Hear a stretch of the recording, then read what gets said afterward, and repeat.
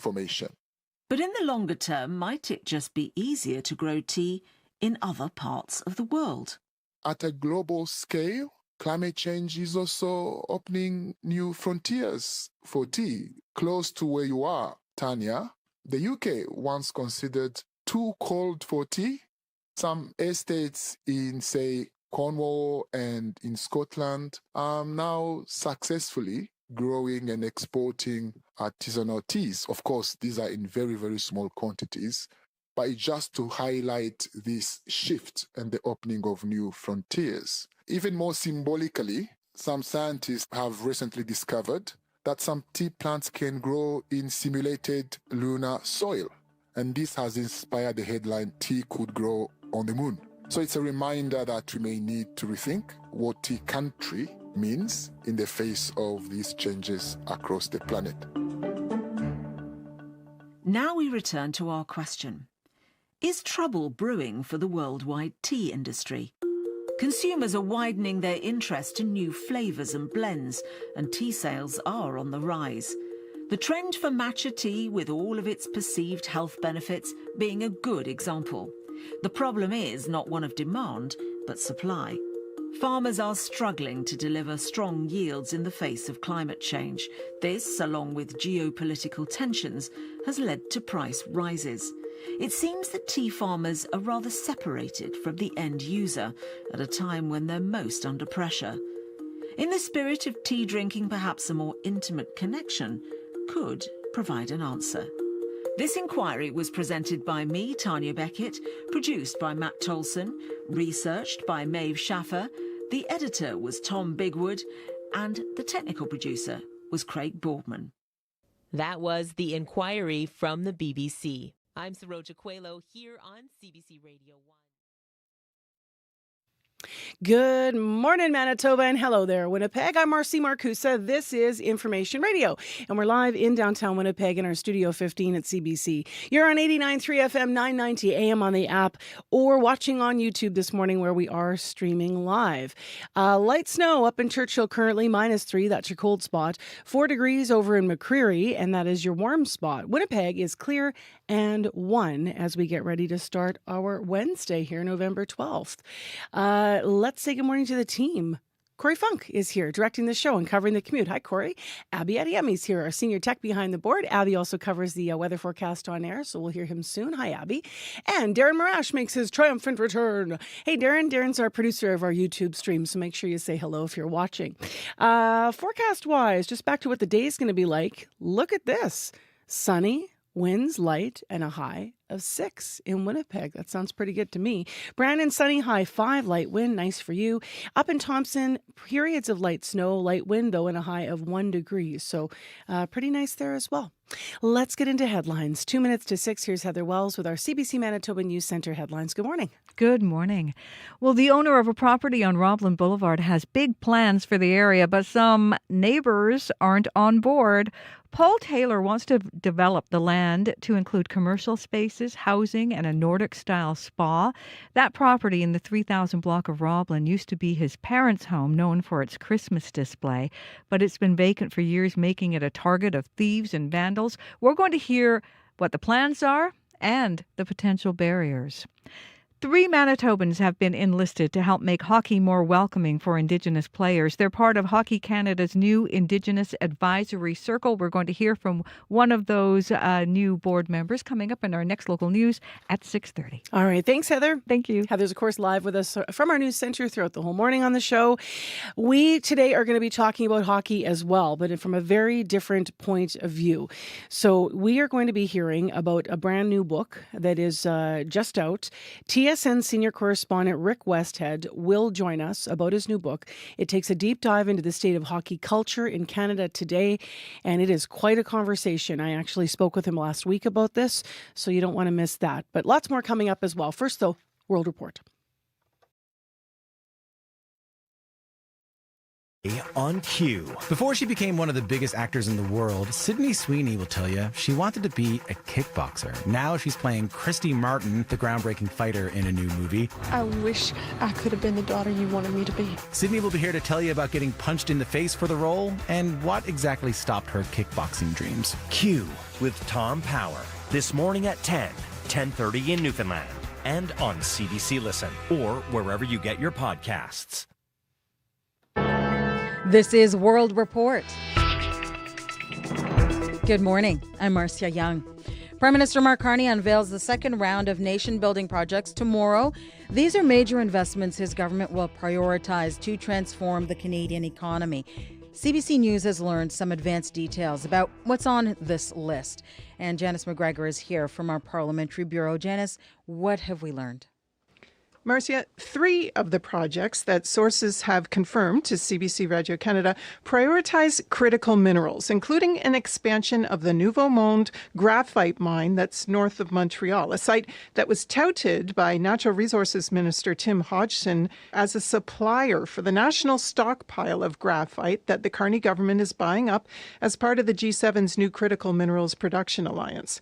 Tomorrow, Hodgson is heading to Northern Ontario. That's where the Crawford Nickel project north of Timmins has also made this shortlist, as well as the Sisson mine. This is an open-pit tungsten project that's northwest of Fredericton. An Inuit clean energy developer, the Nunavut Nukiksautit Corporation, is also heading for the fast track following a $6 million federal investment earlier this year to revive a proposal to build a hydroelectric plant to replace the diesel-generated power that the city of Iqaluit currently relies on. And the Prime Minister himself is heading to Prince Rupert to join proponents of the Sillicim's liquefied natural gas facility. That's a project that would build a new natural gas pipeline leading to a marine terminal on Pierce Island off BC's northwest coast. Janice, none of these projects are bitumen pipelines. How surprising is that? Well, remember, Danielle Smith did say she wanted the federal government to greenlight her province's proposal for a new bitumen pipeline in its next set of announcements. But listen to what the Prime Minister said about this during a noon hour event for a business crowd in Toronto last Friday. One of my questions was, is this pipeline going to come? So boring. It's not actually. It is because it's, don't worry, we're on it. Okay, hands up. Who's working on the pipeline in this room? Okay? Don't worry. We're on the pipeline stuff. It's going to happen. The technical working group Alberta assembled isn't set to report back with the specifics of a proposal until next spring. The Major Projects Office may want to see what that says first. Thank you, Janice. You're welcome. The CBC's Janice McGregor in Ottawa. Venezuela is mobilizing its military as the United States has its largest warship in the Caribbean Sea. The White House says it is targeting drug traffickers in the region. The escalating military buildup on both sides is leading to fears of war. But others say it's an attack on the Venezuelan regime. The CBC's Willie Lowry joins me now from Washington. And Willie, what can you tell us? Well, this appears to be a classic case of saber-rattling. Venezuela responding to the arrival of the USS Gerald R. Ford aircraft carrier into the region with its own show of force. President Nicolas Maduro ordering a massive troop deployment, nearly 200,000 soldiers, as the country is on high alert. He says Venezuela is ready. If we, as a republic, as a people, have to take up arms to defend the sacred legacy of our liberators, we are ready to win. This has all been building since early September, when the U.S. started striking alleged drug boats in the Caribbean. To date, it's launched 19 strikes, killing at least 75 people. President Donald Trump says it's all about keeping Americans safe and drugs out of the country. But he's also publicly toyed with the idea of regime change in Venezuela. The U.S. State Department has a $50 million reward out for Maduro. It views the longtime Venezuelan president as an illegitimate leader and cartel member. Other countries are reacting to this escalation in hostilities. What do we know? The international community is on high alert. The UK has reportedly suspended intelligence sharing on drug boats in the Caribbean with the US, one of its closest allies, a move that would suggest it's concerned by the legality of these US strikes And they're not alone. Colombia, an important South American ally, says it's suspending intelligence sharing with the U.S. until the strikes stop. In a message on social media, President Gustavo Petro said, quote, "The fight against drugs must be subordinated to the human rights of the Caribbean people." And it's not just the international community. Democratic lawmakers also concerned. They've pushed unsuccessfully for Congress to rein in the president. Thank you, Willie. My pleasure. The CBC's Willie Lowry in Washington. The U.S. House of Representatives is expected to vote to reopen the government later today. The shutdown began 43 days ago, and it is now the longest in U.S. history. It seems neither side of the aisle is fully happy with the final result. 8 Democrats voted with the Republicans, but the bill does not include extending health care subsidies. That's the main issue that led to the shutdown. Democratic House Minority Leader Hakeem Jeffries. We're strongly opposed as House Democrats to this reckless Republican effort to continue to raise the high cost of living on everyday Americans, which is exactly what they're doing by failing to extend the Affordable Care Act tax credit. The Democrats have ensured a future vote on Obamacare subsidies, but with Republicans controlling the House and the Senate, many feel that battle has already been lost. A long chain-link fence lines the COP30 venue in Brazil this morning, and federal police are guarding the entrance. The building was closed overnight for repairs after protesters forced their way into the climate conference. They chanted and carried signs reading, "Our land is not for sale." The CBC's Susan Ormiston is covering the conference. A group of Indigenous people and others, some wearing their headdresses, pushed towards the entrance to the COP venue and then burst through a security screening area into a foyer leading to the country's pavilions and negotiating rooms. A cordon of security staff struggled to hold them back, straining against the crush. At least 2 security staff were injured. Outside, one of the protesters, Kachike Gilson, said, "We want our territories free, but the business of oil exploration, mineral exploration, and logging continues." Brazil's leadership at these climate talks had encouraged groups to demonstrate and promised a voice for Indigenous peoples, unlike the last 3 years of talks in Egypt, Dubai, and Azerbaijan, where spontaneous protests were forbidden. One observer from the Global Youth Coalition said some Indigenous communities were frustrated watching Belém build up infrastructure in the city in preparation for these talks, while money is desperately needed for education and health services. Negotiations resumed this morning inside the venue. Susan Ormiston, CBC News, Belém. A weakened tropical storm Feng Wang is still hitting Taiwan.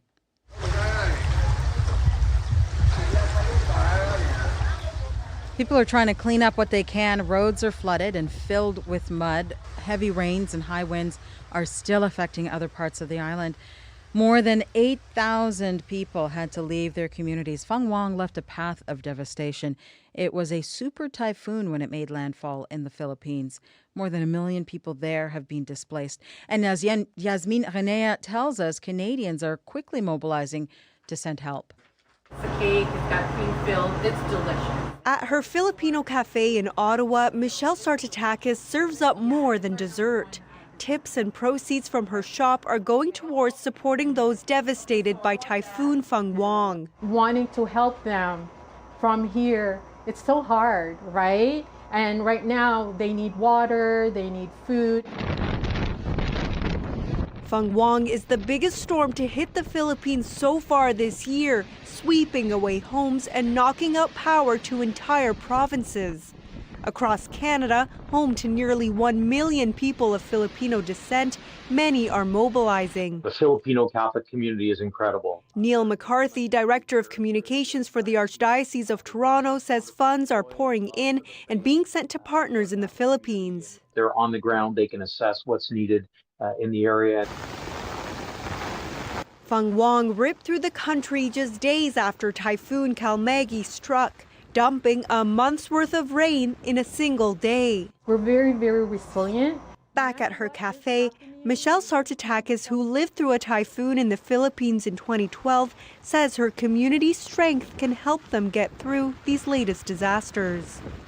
Yasmin Renea, CBC News, Vancouver.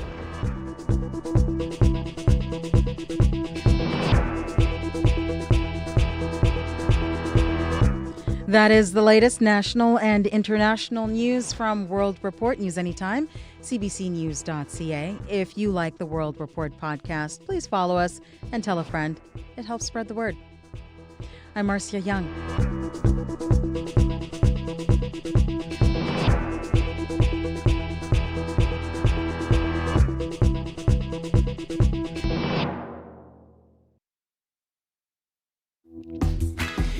Well, hey there. Good morning, everyone. I'm Marcy Marcusa. This is CBC's Information Radio. We're live in downtown Winnipeg on 89.3 FM, 990 AM on the app and YouTube. Some light snow up in Thompson, clear in Winnipeg. 1 degree. That's where we're at right now. We'll build on that forecast in a moment. It's looking good today.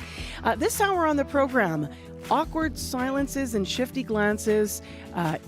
That's what you might get if you always wear an AI recorder. CBC's Manjula Selvarajah explains why these new wearables push the limits on who we want listening to us. So stay tuned for that.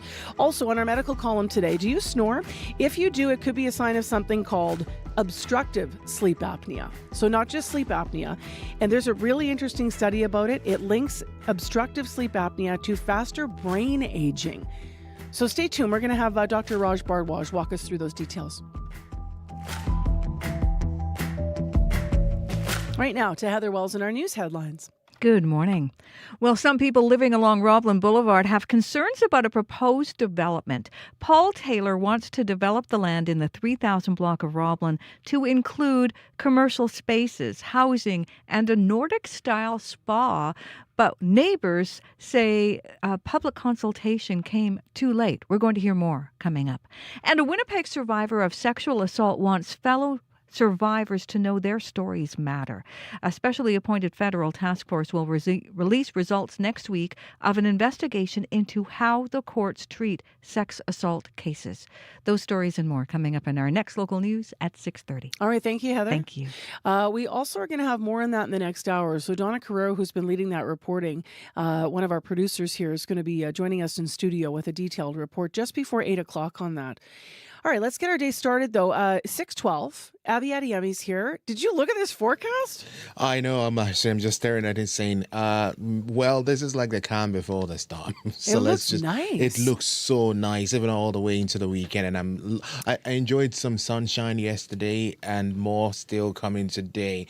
And, when we get such a, system move in this time of the year and it's going to be all winter long, there's always that geomagnetic storm that would happen when we have this full blast of the storm, similar to what we saw yesterday.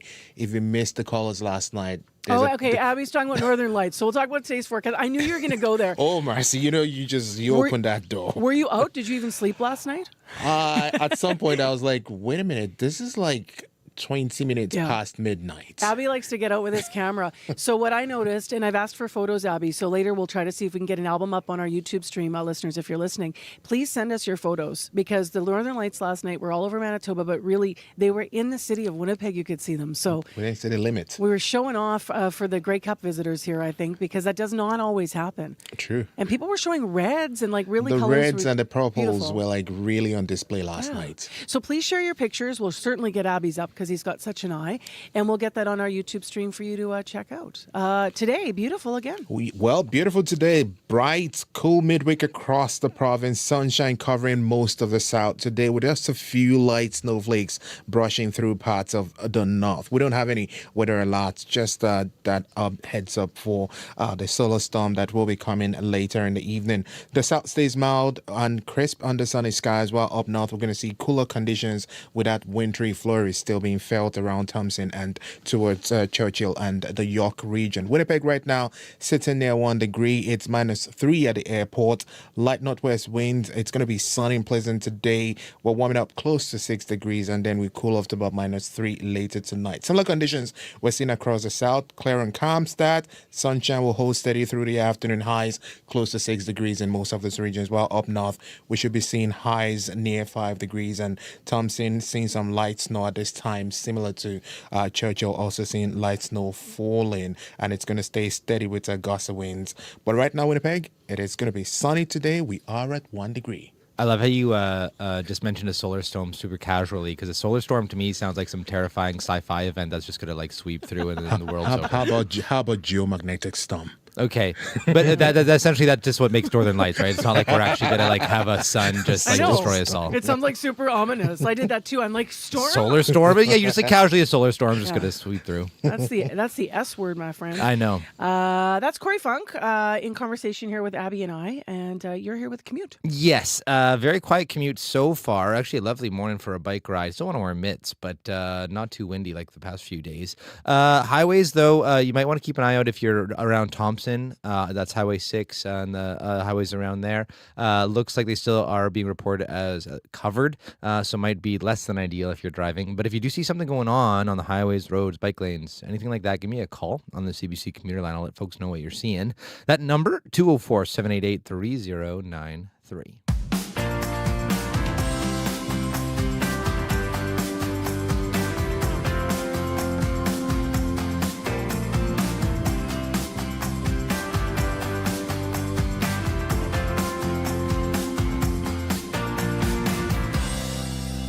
Well, as you may have heard in our news headlines already on this Wednesday morning, a Manitoba First Nations chief is going to sit on the new Hockey Canada Indigenous Advisory Circle. In a statement on their website, Hockey Canada says the circle, quote, is an important step in our reconciliation efforts.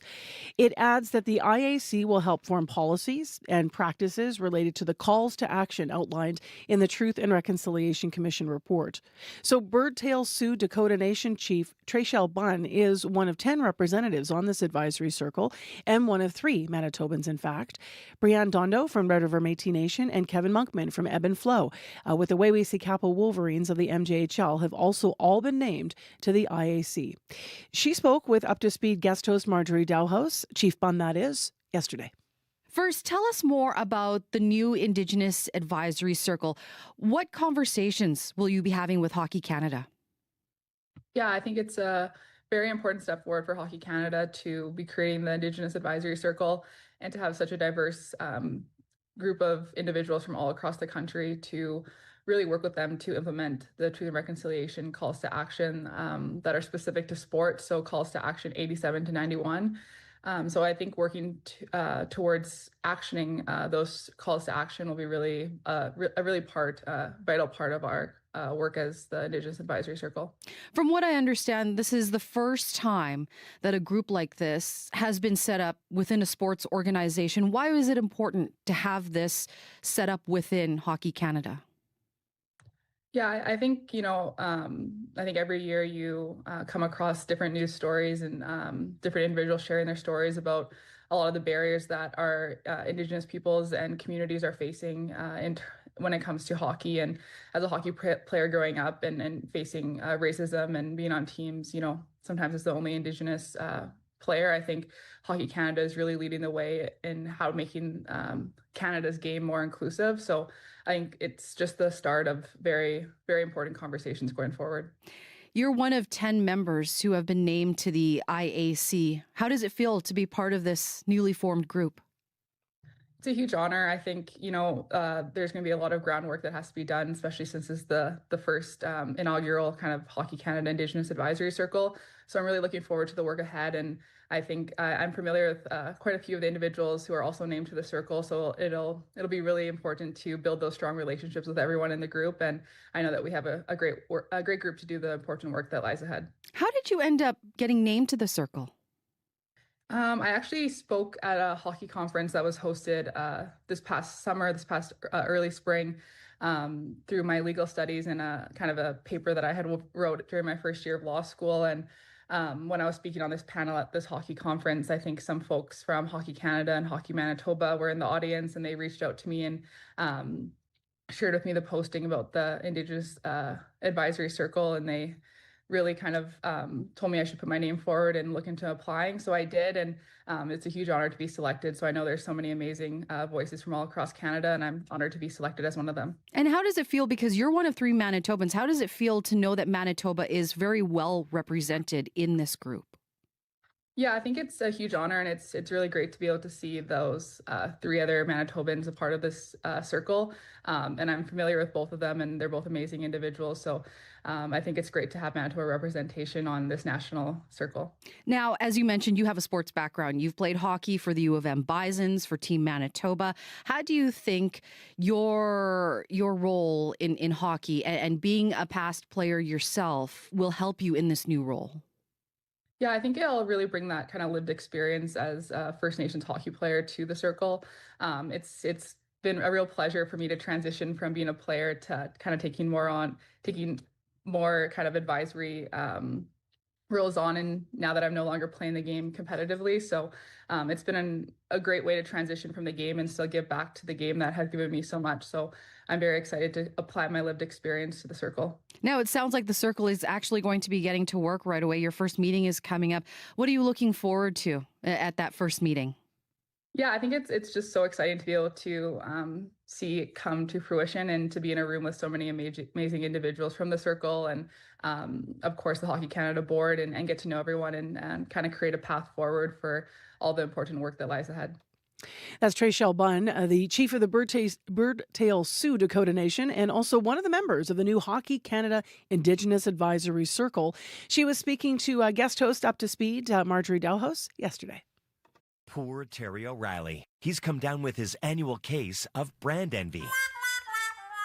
Our host is jealous of a Madam's Empire of Wax. He's envious of a trademarked ice cream curl. The cone with the curl on top. And he's green about Goldfinger. Brand envy on Under the Influence with Terry O'Reilly. Thursday morning at 11:30, 3:30 p.m. in Newfoundland. And on demand on CBC Listen. We carry a world of information in our pockets because we want to know. Breaking news that shapes our world.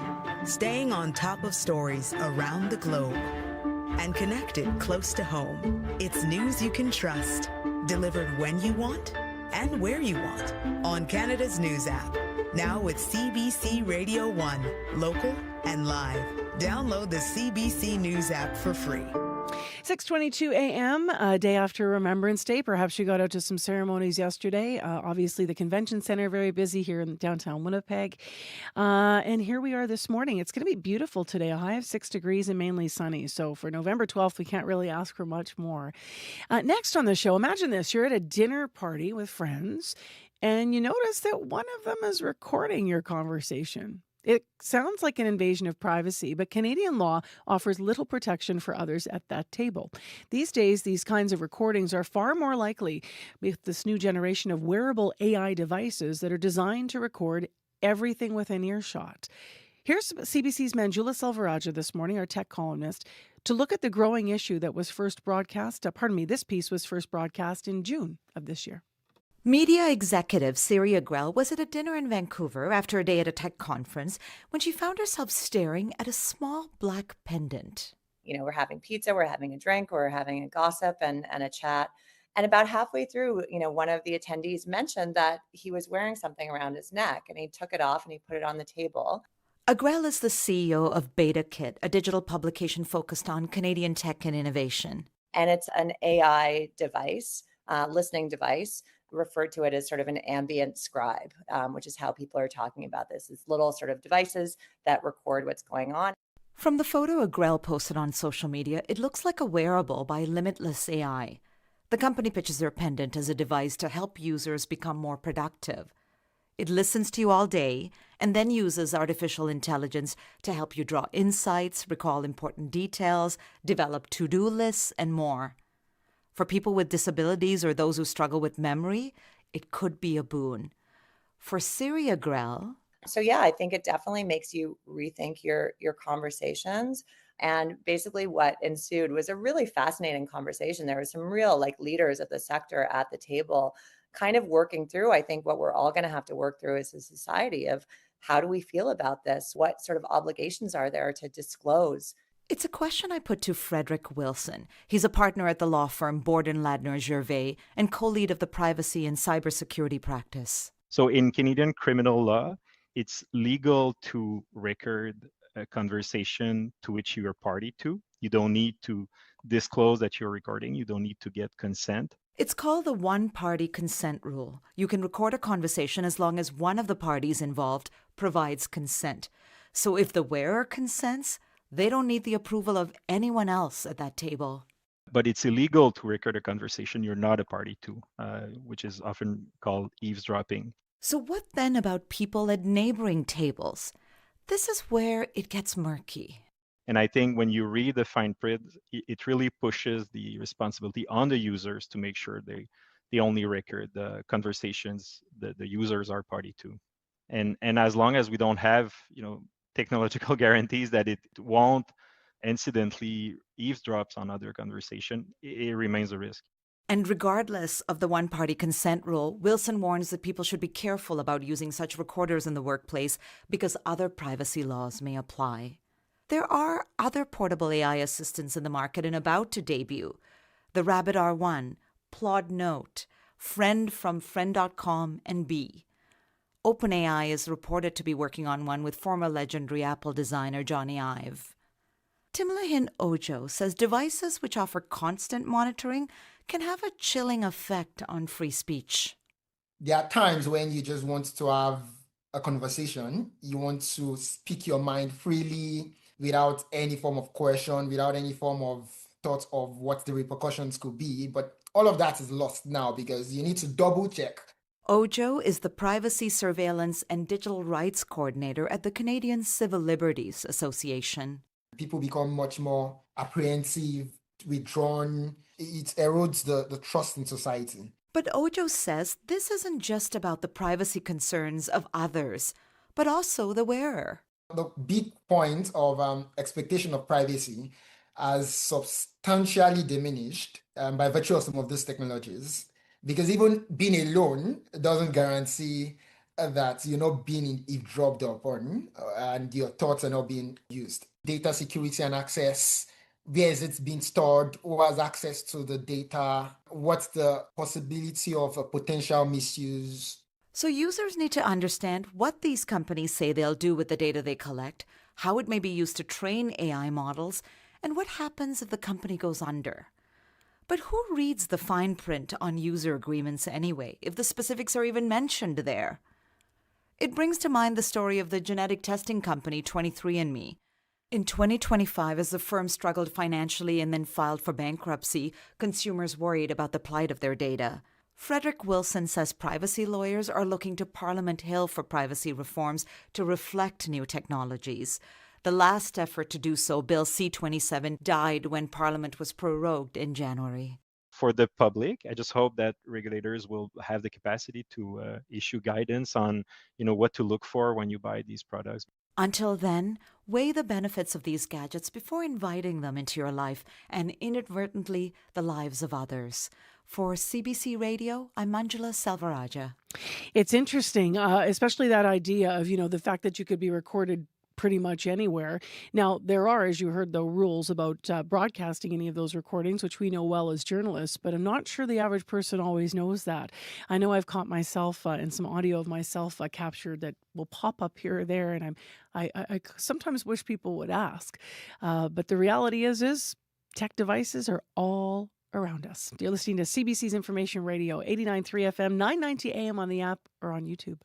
I'm Suresh Das. I've spent my career writing about the local favorites that make Canada's food scene truly unique. I bit into a chili. Woo! From vibrant street food to comforting traditional dishes. The most important ingredients in jollof rice, love. To innovative, personal twists. Butter chicken lasagna. Butter chicken lasagna. That's what made it all happen. I believe every bite tells a story. Now, I want to share those stories with you. New series Locals Welcome with Suresh Das. Watch free on CBC Gem.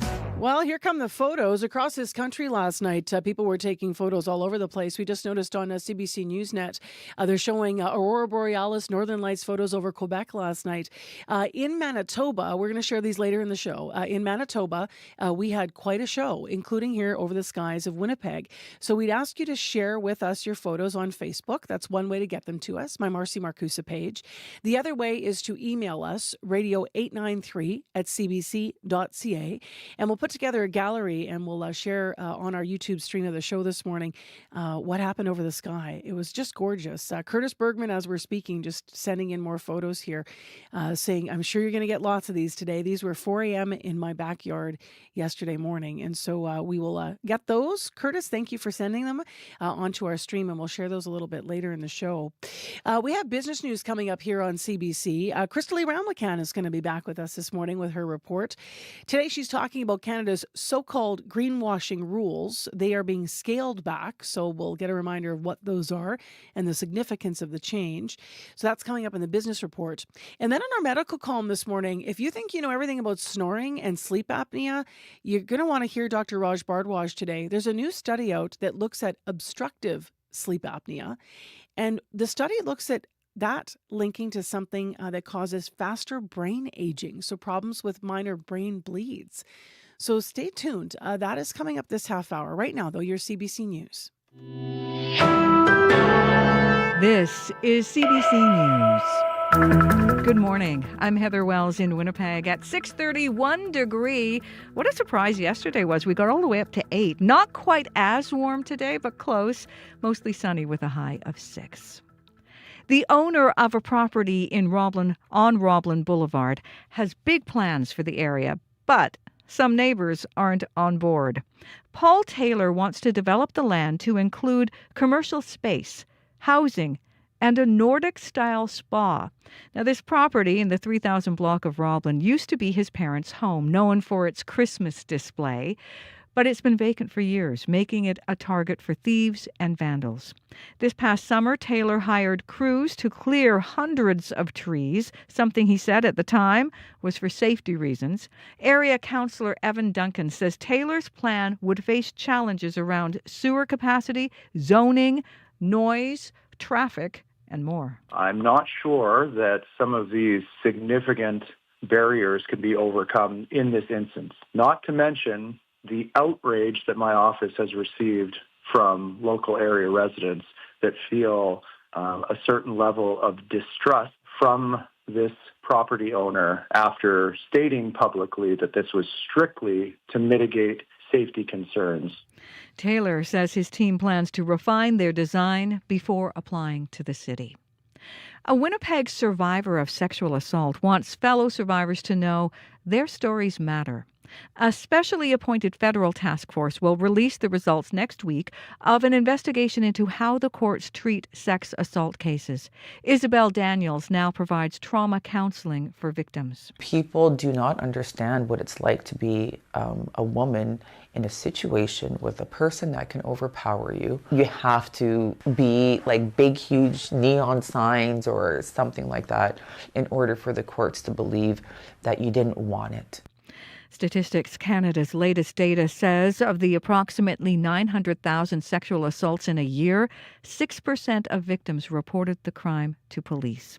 Of those who did report, only about a third of the cases resulted in charges, and fewer than half of those ended up in convictions.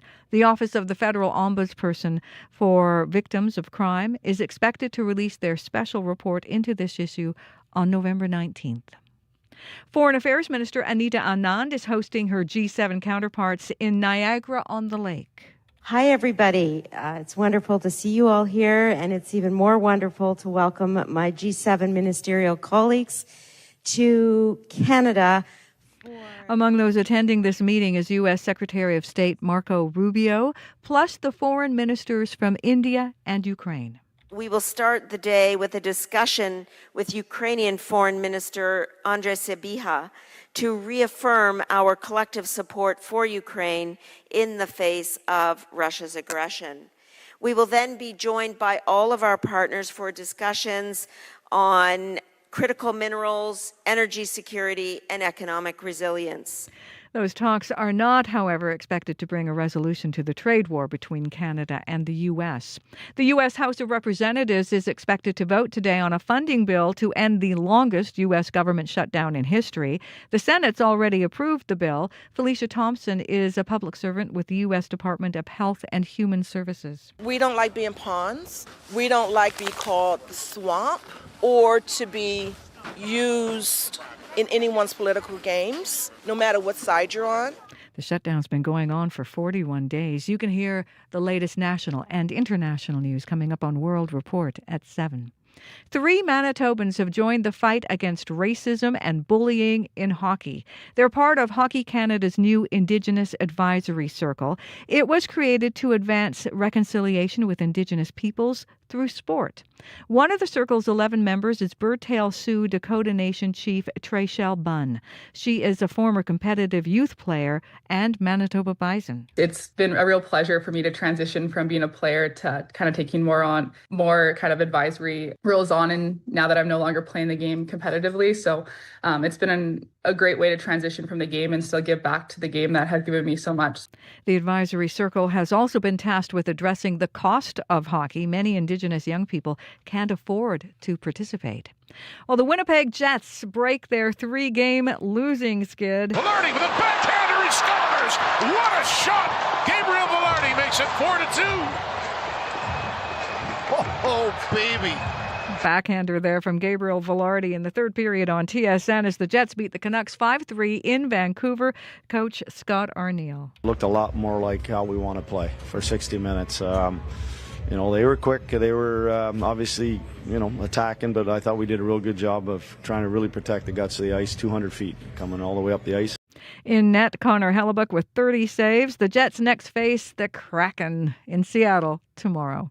You can find more news updated throughout the day at cbc.ca/Manitoba. All right, Heather Wells, thank you. Thank you. Heather Wells is live in our news center all morning here on our CBC Morning Show. It is 6:35 a.m. Let's find out what's going on in the weather forecast with your regional details. Mr. Abby Adiyemi's back. Yeah, Marcy, we're looking at lots of sunshine dominating the south today. It's going to be really, really bright and clear this afternoon, though some crisp conditions will come with that. While up north, we're still seeing that colder and a touch of wintry flurries around Thompson and Churchill. For now, the snow stopped in Thompson, but that should continue later. Winnipeg right now, we're looking at -3 at the airport, 1 degree at the Forks. It's clear outside. We're just having a light northwest breeze blow through. A sunny and pleasant day ahead for us in the city here, and we head to a high near 6 degrees, expecting a cool night where temperatures will be dropping to around -3 later. Similar conditions we're seeing around the Pembina Valley region, tracking it from Morden through Portage and all the way to Winkler, Altona, down to the U.S. border. We're looking at 2 degrees at this time, also warming up to about 6 later. Around Brandon, we're seeing -2 to start, expecting a sunny and breezy day with highs near 5 degrees. Dauphin is at 1 at this time. We're seeing clear conditions, light westerly winds, highs around 6. Gimli, you're having clear conditions at this time and calm there, 0 for now. Sunshine on its way, you warm up to 6 later today. The Par, Flin-Flon and surrounding communities, we're looking at clear skies and temperatures hover near -1 at this time with some afternoon clouds on its way. Highs will be near 5 degrees. Thompson and nearby communities tracking it towards Lynn Lake and Gillam, we're around 0. The snow stopped for now, but that should continue later in the day. You just see a temperature climb near 1 later today. Churchill -4 with steady light snow falling at this time and gusty winds. It's going to stay below freezing all day, and it's going to turn colder tonight with blowing snow possible. So across board, it's clear. It's a chilly day for most of the regions and mild in the south, wintry up north. Winnipeg, 1 degree right now, sunshine on its way. All right, thanks, Abby. Thank you. Corey Funk, you biked in as usual and said, Yes. don't forget the mitts. Yeah, don't forget the mitts. Still a little chilly out there, but warmer than it kind of has been in the past couple of days. Actually, we put snow boots on my 1-year-old for the first. It was her first time in snow boots. I took her out to a field for her to practice before it got snowy. And you know what? She did pretty well. She kind of first thing when you put her down, she looked at it. She's like, "What? Like, what are these strange things on my feet?" And then they're so heavy, right? Boom. Yeah, but boom. she's a juggernaut, so she just kind of is like, "Oh, she just barreled forward, fell a couple times, but trying to get up was very funny, but she figured it out. Well, we don't need boots as adults, but as Corey said, maybe some mitts. So how's the commute otherwise? Very straightforward so far. Haven't heard of any major issues out there yet this morning. Might be a bit snowy on the highways around Thompson. That's some highways that take you to Lynn Lake, Gillam, and also south of Thompson as well on the 6. But other than that, if you do see something going on, you can give me a call on the CBC commuter line. We'd love to hear from you. That number, 204-788-3093. All right, thanks, Corey. Thank you. Crystal Ramakan is back with our business news. Good morning, Crystal. Hey, good morning, Marcy. Great to have you back with us. Thank you. Great to be back. So let's talk about Canada's so-called greenwashing rules. I know your report starts there. They're being scaled back. So remind us, I guess, first of all, what they are and then the significance of the change. Yeah, well, greenwashing is when a business brags that their product or service is good for the environment. And the existing rules passed in June of last year cracked down on false claims by forcing companies to back them up with evidence based on internationally recognized methodology. But in last week's budget, the government said it intended to remove that rule. According to the budget, it's because greenwashing rules are creating investment uncertainty. And it also says the rules are having actually the opposite effect of slowing or reversing efforts to protect the environment. Now, of course, environmental groups are not happy about the proposed changes, but the Canadian Chamber of Commerce says it will provide more certainty. And the Business Council of Alberta says it welcomes a review of these greenwashing provisions. Now, there has been criticism that the wording of the rules was too vague, but critics say the rules could be improved or defined better, but not tossed out. And they say companies who actually make legitimate changes that help the environment should be allowed to highlight those to potential clients. Let's move to news about artificial intelligence. And in this regard, because we actually just had a recent story on the last half hour about AI, but we're talking about OpenAI that's being urged to pull its video app over fears of the spread of misinformation. So what's happening? Yeah, so these AI-generated videos made using Sora have flooded social media since the app was released last month. I'm not sure if you've seen any of them, but one popular... Yeah, so one popular genre depicts fake doorbell camera footage where a scary animal is approaching a child, and then it ends with someone scaring the animal away with a broom or something. And at first it looks really real. You're like, wow, this is an incredible video. But then at the end it kind of glitches and you're like, oh, I don't think that's quite right. It looks like AI. And this typical Sora video is designed to be amusing enough for people to share across social media. But advocacy group Public Citizen wants the software pulled over the dangers of non-consensual images, privacy concerns, and realistic deep fakes. So it's accusing the company of hastily releasing this app to try to beat out other competitors. And the watchdog says OpenAI is showing a dangerous pattern of rushing to market with a product that is unsafe or lacking guardrails. And Marcy, there is this growing contingent of advocacy groups, academics, and experts raising alarms about the dangers of letting people create AI videos based on pretty much anything that they can just type into a prompt. And OpenAI has already had to crack down on AI creations of public figures such as Martin Luther King Jr. and Mr. Rogers doing outlandish things. But of course, these videos are fake. And you know what? That only happened after outcry from family estates and an actors union. And finally, this morning in your report, there's news of guests being kicked out of their accommodations because the company they rented from has shut down. Which is stressful for anyone planning a getaway, but can you fill us in on the detail here? Yes, that's right. So Sonder, which is a short-term rental and boutique hotel company that had a licensing deal with Marriott, has abruptly gone out of business, leaving people stranded worldwide. So Marriott says the agreement has been terminated due to a default from Sonder.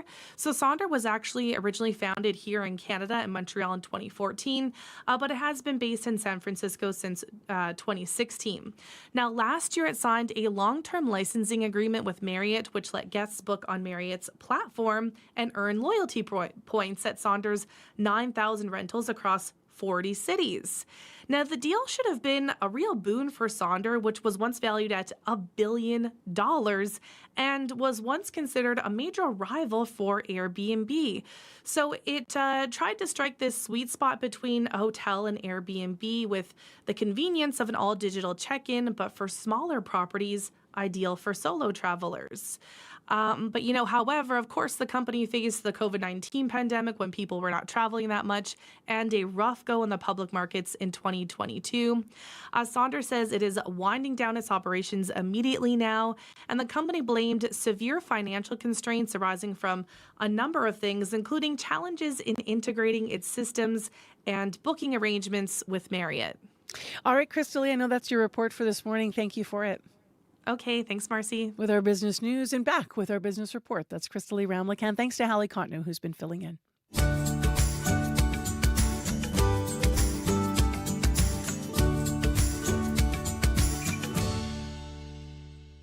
6:44 a.m. is the time right now on 89.3 FM, 990 AM on the app or YouTube.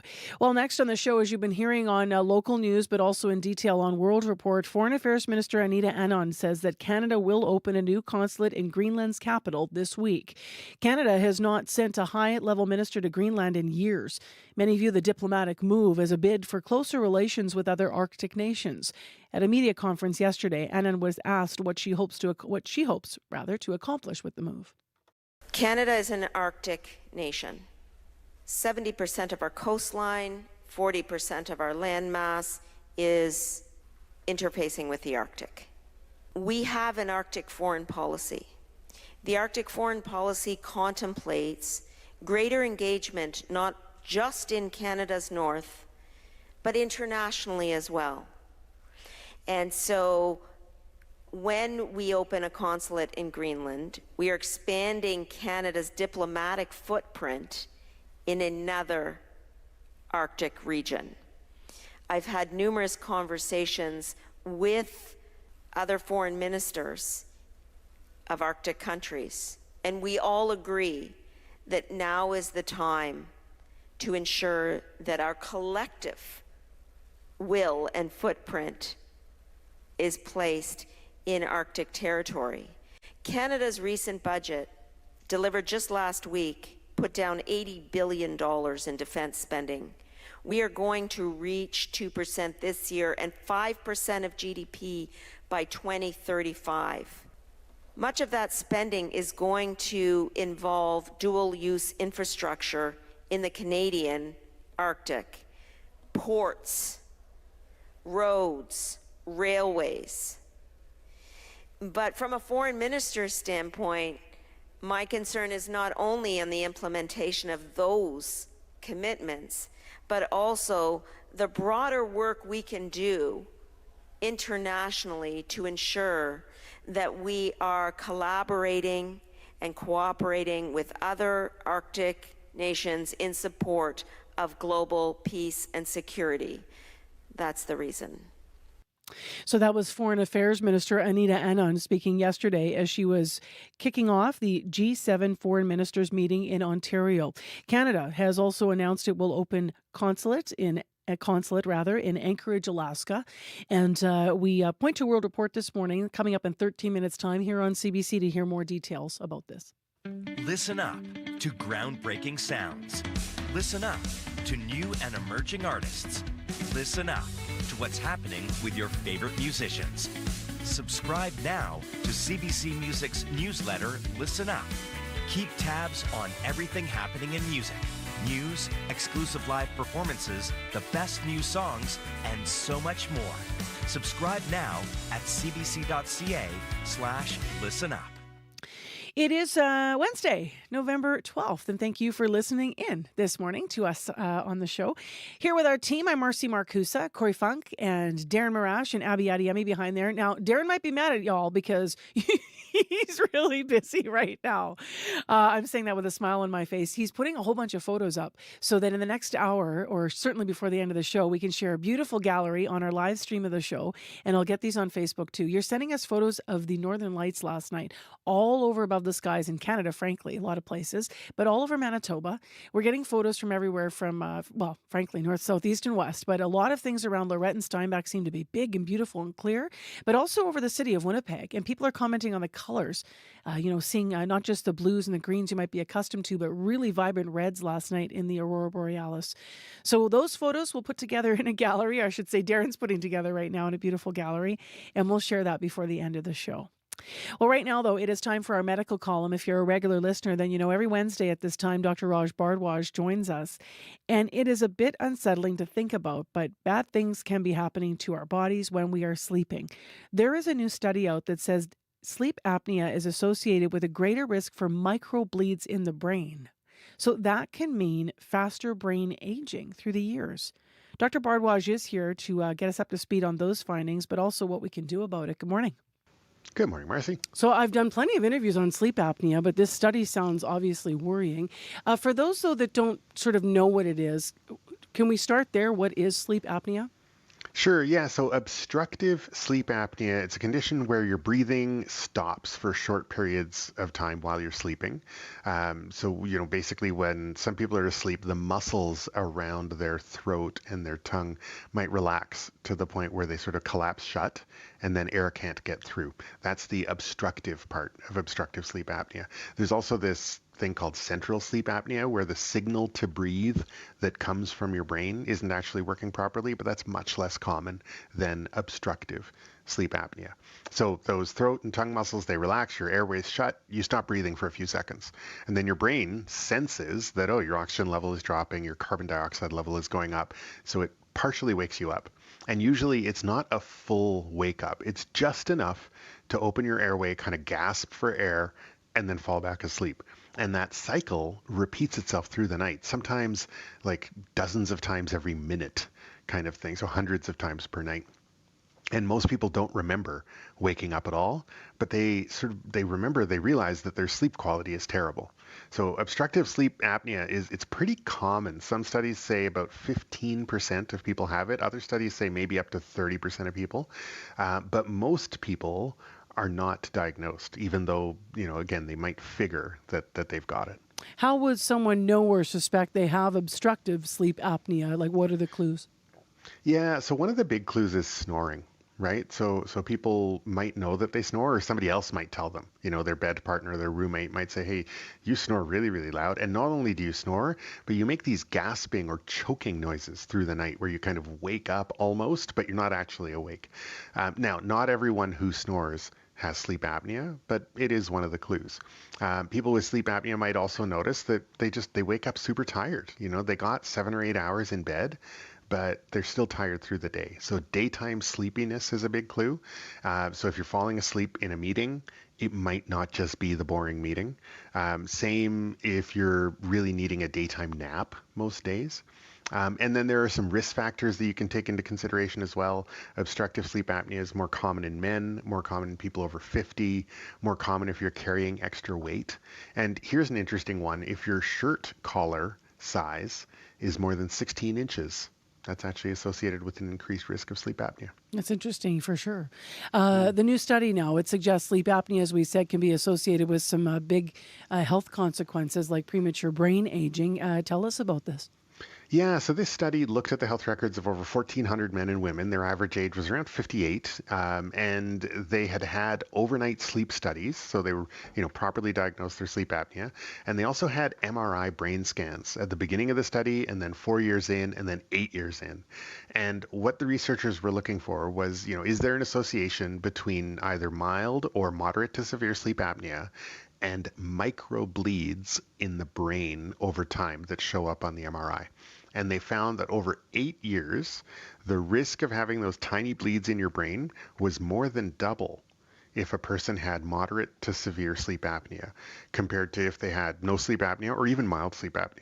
So we're talking overall risk in people with only mild or no sleep apnea at all. The overall risk was about 3% that they would end up with microbleeds over 8 years as they aged. But if you had moderate to severe sleep apnea, it was more like 7%. So, like I said, more than double. So that's after the researchers had controlled for all sorts of other things, high blood pressure, diabetes, cholesterol levels, things like that. So they figured that moderate to severe sleep apnea is associated with this increased risk of microbleeds. And those tiny bleeds, they might not give you any big symptoms when they happen. It's not like you wake up and it's like you've had a stroke where you can't speak or can't move part of your body. But over time, they accelerate brain aging and dementia. Why would sleep apnea be associated with more of those tiny bleeds in the brain? Yeah, so there's a bunch of possible reasons or mechanisms, right? So remember, first of all, sleep apnea causes interruptions in your breathing that drops your oxygen level. So that might be a reason your brain cells might not be getting enough oxygen. And then another thing that goes along with sleep apnea is little spikes of your blood pressure through the night. And that might be causing the tiny little blood vessels to burst from the high pressure. And then there's also this idea that if you've got low oxygen, high blood pressure fluctuations, all this stuff going on, that might lead to more inflammation, more stress on the blood vessel walls, and that can make them weaker, more likely to bleed. And the big thing about this is it's not something that we're sort of seeing and saying, well, oh well, like this is treatable. Obstructive sleep apnea is treatable. So if we can find people who are having these, breathing interruptions during their sleep and treat their sleep apnea, we might be able to change how their brain changes or ages over the years, and maybe even prevent or delay things like dementia as they age. Let's talk about CPAP machines that people might know. You put that on your face. It's got hoses. It'll help you in the evening. Is that how sleep apnea is treated, though? Yeah, so the hard part actually is getting properly diagnosed with a sleep study. It can be a long wait for that. And then there's 2 or 3 sort of sets of treatment. So there are little mouth guards and masks mouth guardy type things that you can wear that help to either pull your jaw forward or your tongue forward, make it less likely for your airway to collapse shut. That usually works better in mild sleep apnea and only in some people. There's surgical options where they actually try to carve out a piece of your airway to increase the size of your airway. But like you said, the best, most effective treatment is this thing called a CPAP machine. It stands for continuous positive airway pressure. So there's a mask that you wear over your nose or your nose and mouth. It's attached to a gentle air compressor about the size of a Kleenex box. And basically it is blowing this gentle flow of pressurized air into your airway to keep it propped open with air, kind of like the how air keeps a balloon inflated. So with your airway propped open with that positive airway pressure, you stop having the tissues collapse shut. So you stop having the breathing pauses, so your oxygen levels don't drop, you don't get the spikes in blood pressure, you get a better sleep. In the short run, you wake up feeling much more rested and rejuvenated. And in the long run, you've got a lower likelihood of, heart and lung problems and blood pressure issues and stuff. And, according to this study, maybe fewer microbleeds in your brain and maybe less likelihood of dementia as you get older. So if somebody's sort of looking at you, as you listen to this saying, you snore really, really loud, you have gasping, for air in the middle of the night, please take that to heart. Talk to your doctor about sleep apnea. If you get diagnosed or if you have been diagnosed, but you've been, sort of out of the habit of using your CPAP machine, consider getting it up and running again because your brain will thank you. All right, Dr. Bardwaj, thank you. My pleasure. That's our medical column and Dr. Raj Bardwaj, who is an emergency room doctor in Alberta. It is right now 3 minutes to 7 o'clock here in Manitoba, and thanks for joining us this morning on 89.3 FM, 990 AM on the app and YouTube. Special welcome to all the visitors who might be in town already from Saskatchewan and maybe from Quebec, from Montreal, celebrating the Grey Cup, getting ready to cheer for your team. So welcome here. I know next door at University of Winnipeg, where a lot of the events will be held, there's a family free zone next door, and there's some outdoor events as well. The pancake breakfast for the Stampeders is there, for example. All of that is really set up this morning, so they spent a lot of time yesterday getting everything ready. Things really start in earnest tomorrow, and then the CFL Awards tomorrow night, and then things take off for the rest of the weekend. But so much going on for the Grey Cup. All right, let's go to Heather Wells now. She's here with our news headlines. Good morning. Good morning. Well, some people living along Roblin Boulevard have concerns about a proposed development there. Paul Taylor wants to redevelop the land in the 3,000 block of Roblin Boulevard, which used to be his parents' property. It used to be home to a beloved Christmas display. He wants to now include commercial space there, housing, and a Nordic-style spa. We'll hear some concerns coming up. As well, a Winnipeg survivor of sexual assault wants fellow survivors to know their stories matter. A specially appointed federal task force is going to release results next week of an investigation into how the courts treat sex assault cases. More Manitoba news coming up at 7:30. Thanks, Heather. Thank you. We're going to build on that in the next hour of the show. CBC producer Donna Carrero has been talking to women about it. And so stay tuned for that. We'll hear more about how local survivors shared what they experienced while seeking justice. So we're going to hear directly from those women. Also in the next hour of the show, it's morning. You might be having coffee. Maybe you're having a bagel. We're going to find out why a Winnipeg father and daughter duo traveled all around the world for bagels, like 6,300 kilometers to crack the code and learn about traditional bagel making. So a bit of a fun story coming up. And then a musical story. Neil Young is celebrating his 80th birthday today, and while his prolific career has taken him also all around the world, he of course has roots in Winnipeg. We're going to learn more about the house on Grosvenor that he grew up in and the person that's lived there now for some 25 years. Right now in Winnipeg, clear sky, 1 degree, winds are calm, and for the day a high of 6, lots of sunshine, and it should be a nice one. Similar in Brandon and up in Thompson this morning, you'll get to right around 1 for your daytime high, and you'll have periods of light snow. If you need us on the commute, pass something along, please, and we'll get it on the air. 788-3093. World Report's next.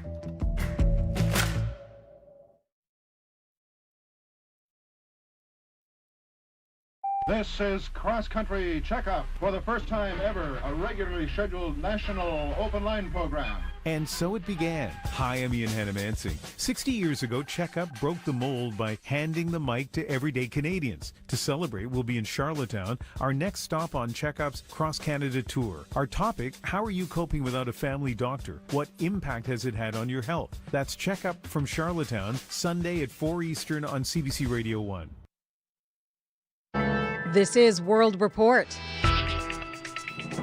Good morning. I'm Marcia Young. The number of Canadians traveling to the U.S. has plummeted since February. As Sophia Harris tells us, a new report shows the United States is paying the price. I have no intention of going down there. Snowbird Rena Hans of Toronto owns a condo in Florida. Even so, she's packing her bags instead for Costa Rica. Hans started boycotting travel to the U.S. after President Donald Trump sparked a trade war and started referring to Canada as the 51st state. Yeah, why would I want to give money into a country whose president has stated that they want to annex my country and has put in massive trade barriers? Many Canadians feel the same way, driving a steep decline in the number of Canadian visitors to the U.S. ever since Trump took office in late January. Now, a new U.S. Travel Association report has tallied the cost. It forecasts a more than 3% decline in international tourism spending for 2025, a close to $6 billion loss compared to the previous year. The main culprit, says the association, fewer Canadian visitors. Canadians are a very significant cohort for the U.S. market. U.S. business management expert Usha Haley warns the drop in tourism dollars could have a big impact on the U.S. economy. The tourism sector is labor intensive and it's a big employer in many states, and the decline threatens thousands of jobs. The U.S. Travel Association predicts a rebound in international tourism next year. But some travelers, like Snowbird Hans, say they won't be returning until Trump is out of office. Sophia Harris, CBC News, Toronto. Trade talks between Canada and the U.S. still have not resumed in a meaningful way.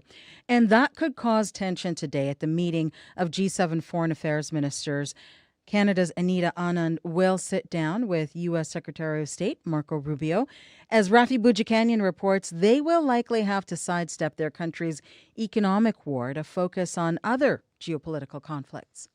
Hi, everybody. At the so-called family photo for the G7 foreign affairs ministers, Anita Anand stands shoulder to shoulder with her American counterpart, Marco Rubio. Wonderful to see you all here. But there is much where their two countries don't see eye to eye.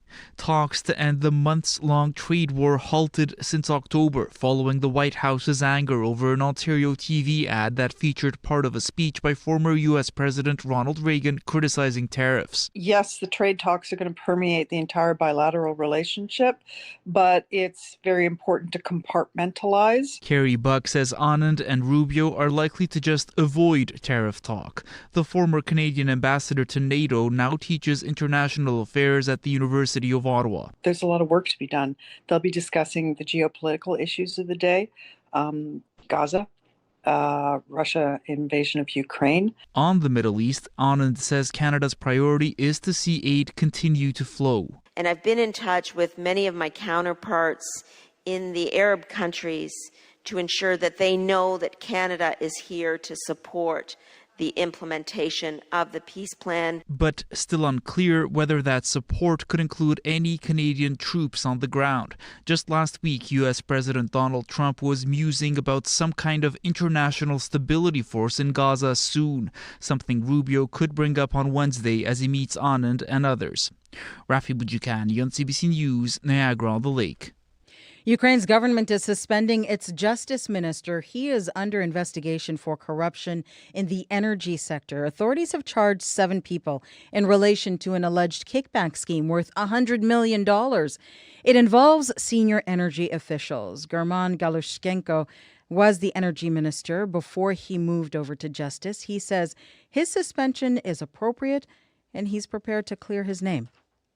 Canada is preparing for a royal visit next week. Sweden's King Carl Gustaf will be in Ottawa and Montreal, and he will be leading a delegation of more than 30 companies. Canada and Sweden are both Arctic countries and NATO allies.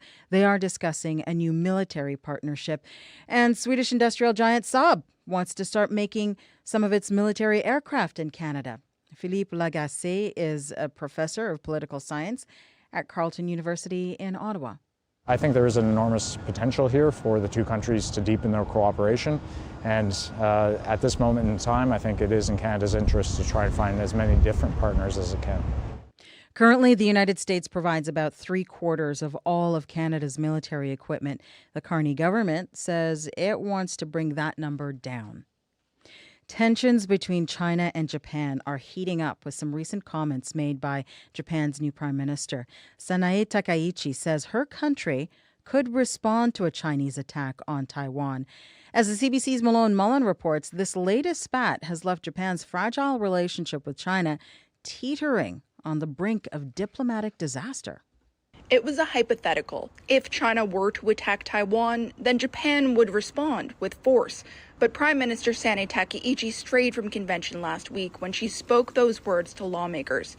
Normally, Japanese officials don't talk about Taiwan, tiptoeing around the question of who controls the Pacific island. China doesn't govern it, but claims to own it, with one diplomat calling Taiwan an inalienable part of Chinese territory.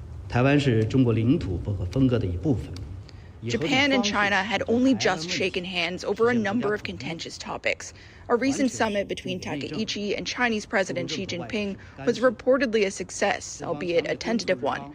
But China now says it's protesting Takaichi's statement to her parliament, with one diplomat writing in a social media post that the dirty head that sticks itself in must be cut off. There are calls now for that diplomat to be expelled. Malone Mullen, CBC News, Tokyo.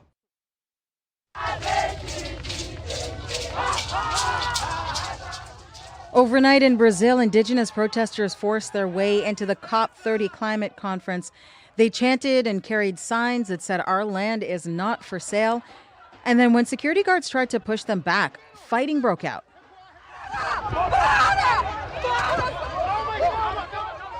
There was grabbing, shoving, and yelling. One security guard says he was hit in the head with a stick. Another was seen being rushed out in a wheelchair.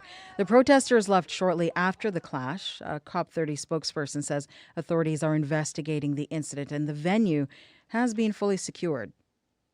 The bill to reopen the United States government goes to the House of Representatives today. It was passed with the help of a small group of Democrats. They strayed from their party's demand for an extension of health care subsidies. They say the deal was necessary to help Americans in need now. But many other Democrats say they are walking away with no health guarantees. Republican Congressman Mike Lawler says moving forward, it will be up to Democrats. It requires bipartisan cooperation. If Democrats just want to scream and yell and say that there's a healthcare crisis, but not participate in actually working to pass legislation, then that's on them. But we absolutely need to advance legislation, this Congress, to reduce the overall cost of healthcare in America. At 43 days, this has been the longest government shutdown in U.S. history. Ontario's Court of Appeal is expected to decide today whether online gamblers can play with other people outside Canada. Right now, Ontario-regulated gambling sites ask players in other jurisdictions to sign up for their international websites. And other provinces are concerned that this could lead to illegal gambling. The CBC's Michelle Song has more.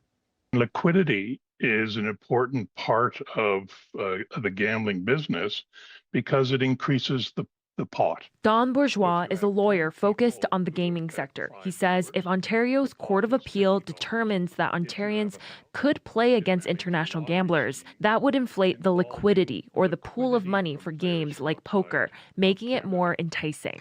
That would increase the entertainment value, the prizes, and ultimately the business activities. iGaming Ontario is the agency that licenses private companies to operate online gambling sites, and the province takes 20% of their revenue. But in other jurisdictions, only provincial lottery agencies run these schemes, and they're worried Ontario's proposal could lead to more illegal gambling. As they say, some Ontario-regulated sites are already luring players from their provinces. Paul Burns is the president of the Canadian Gaming Association. He says players in all provinces already have access to the illegal market. Well, we would like the provinces to begin to create regulatory frameworks based on what's best for their jurisdictions. Industry insiders hope the increased liquidity could bring players who sought out higher stakes in the black market back to the regulated sites. Michelle Song, CBC News, Toronto.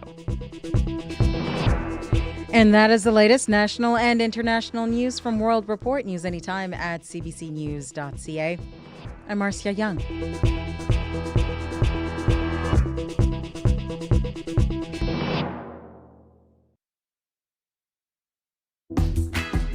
Well, good morning, Manitoba, and hello, Winnipeg. I'm Marcy Marcusa. This is Information Radio. You're on 89.3 FM, 990 AM on the app and on YouTube. Thanks for being here. We got a nice day ahead. Weather-wise, it should be clear and sunny in Winnipeg today. Abby with the forecast in a moment. And then about last night, and frankly about early this morning, you are sending in dozens of photos to us this morning at the morning show of the Aurora Borealis, all shared on our Facebook page. We'll get some of them up on our live stream, and we're going to talk about why this happened. Across Canada last night, a severe solar storm impacting the sky in unusual ways and in unusual spaces. You could see some of them from Winnipeg last night. So stay tuned. We'll share some photos and some stories. Also, this hour on the program at 10 to 8. Next week, a specially appointed federal task force will release the results of their investigation into how the courts treat sex assault cases. Today, local survivors share their stories. They'll talk about what they experienced while they were seeking justice. We have a special report through a Manitoba lens that's coming up right before 8 o'clock. And I just want to mention something fun because it's breakfast time. We're going to hear a Winnipeg father-daughter duo who traveled all around the world, like 6,300 kilometers, in search of the way to make the best bagel. So stay tuned. That's coming up also. Heather Wells is here with other headlines. Good morning. Good morning. Well, the owner of a property on Roblin Boulevard has some pretty big plans for that property, but some neighbors aren't on board. Paul Taylor wants to redevelop the land to include commercial spaces, housing, and a Nordic-style spa. That property in the 3000 block of Roblin used to be his parents' home. It was a beloved Christmas display every year.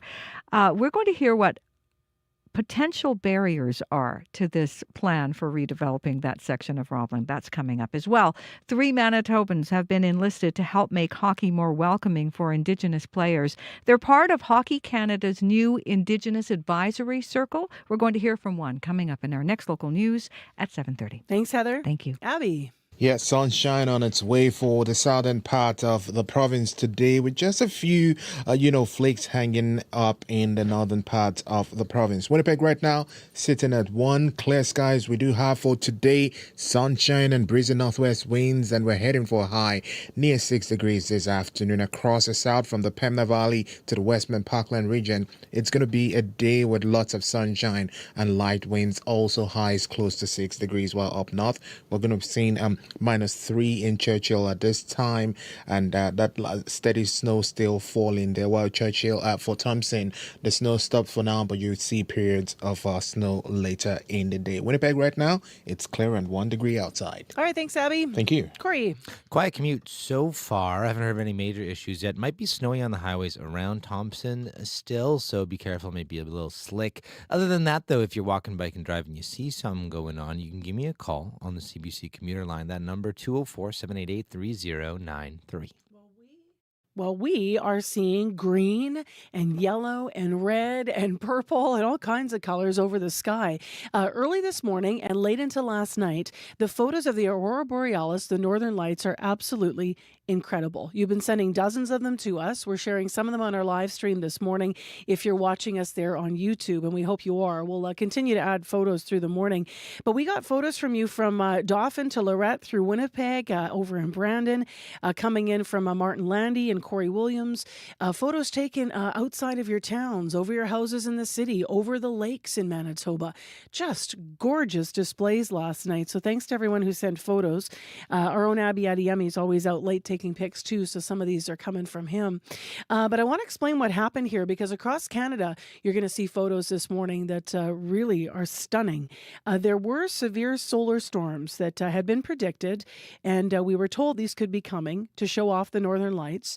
It means the sun is putting out bursts of energy called coronal mass ejections. They did reach Earth Tuesday night and early into this morning.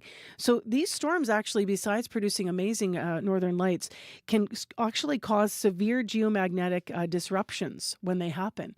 In 1859, a severe solar storm triggered auroras as far south as Hawaii. It set telegraph lines on fire in a rare event. In 1972, it may have detonated, a solar storm, detonated magnetic U.S. sea mines off the coast of Vietnam. But in the sky, they create this stunning display. So sky gazers were watching this last night. The lights, northern lights happening deeper into Canada and the States and Europe. What's happening is the sun is going through a major facelift, for lack of a better term.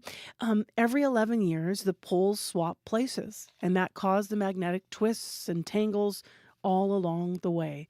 So that's why it happened. The sun's at its maximum phase in this 11-year activity cycle.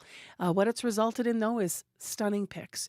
If you want to send more, radio893@cbc.ca. We'll get them on YouTube. Just the flashes of red across the sky last night. This photos are just absolutely beautiful. I won't do them justice on the radio. The greens dancing up into the sky. And as I said, just perfect purples framed by trees over what looks to be Lake Winnipeg here. That one's coming in from a listener named Corey. So thank you, everyone, for all of your photos. We'll get more of them up as we go. And what a show that we had over the sky last night in Manitoba.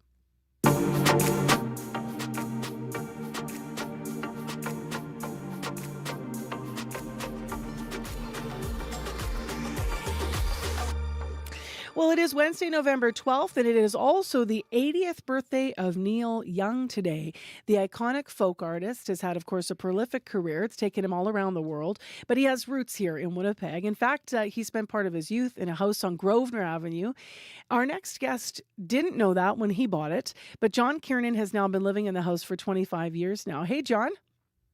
Good morning, Marcy. So were you a fan of Neil Young before you bought his house? I can't recall. Or did you buy the house and become an obligatory fan of Neil Young? I think you have to be a fan if you live in Neil Young's house. But no, I appreciated his music before and I kind of, in fact, grown up with it to some degree. So it was a unique coincidence. Once as we bought the house, there was a small note posted about something on a wall. We read it more carefully when we moved in and realized it was a place Neil had lived while he was going to high school at Calvin.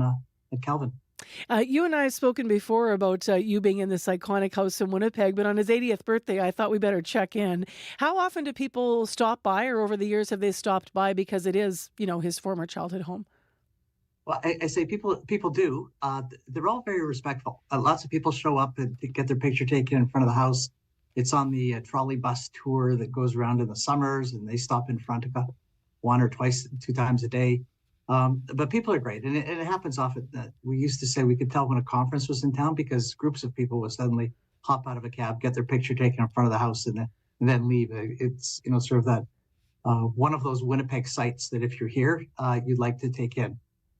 Um, when you think about back in the day, it wasn't just fans stopping by. I guess the most significant moment is something you missed. I always hate bringing this up, but Neil Young stopped by the house and you weren't home. He did. I guess he was here and he was kind of touring and showing to his partner, his wife, where he grew up and some of the sites. We were out. We got a call from the neighbor saying, "I think Neil Young's standing in your front yard with it looks like Daryl Hannah." And we laughed and said, "Well, that's great, but we're out grocery shopping." It seems we do that every time someone famous stops by. But yeah, so he was here, and I think he was just a little bit of reminiscing. Came to our house and apparently went off to Crestwood Community Center, then Earl Grey. So he has his own life. We just happen to live in a house that he once lived in. So I would say it's certainly not about me. Yeah. Now that was in 2019 when you missed Neil Young. Why did you say there we seem to be grocery shopping every time someone famous stops by?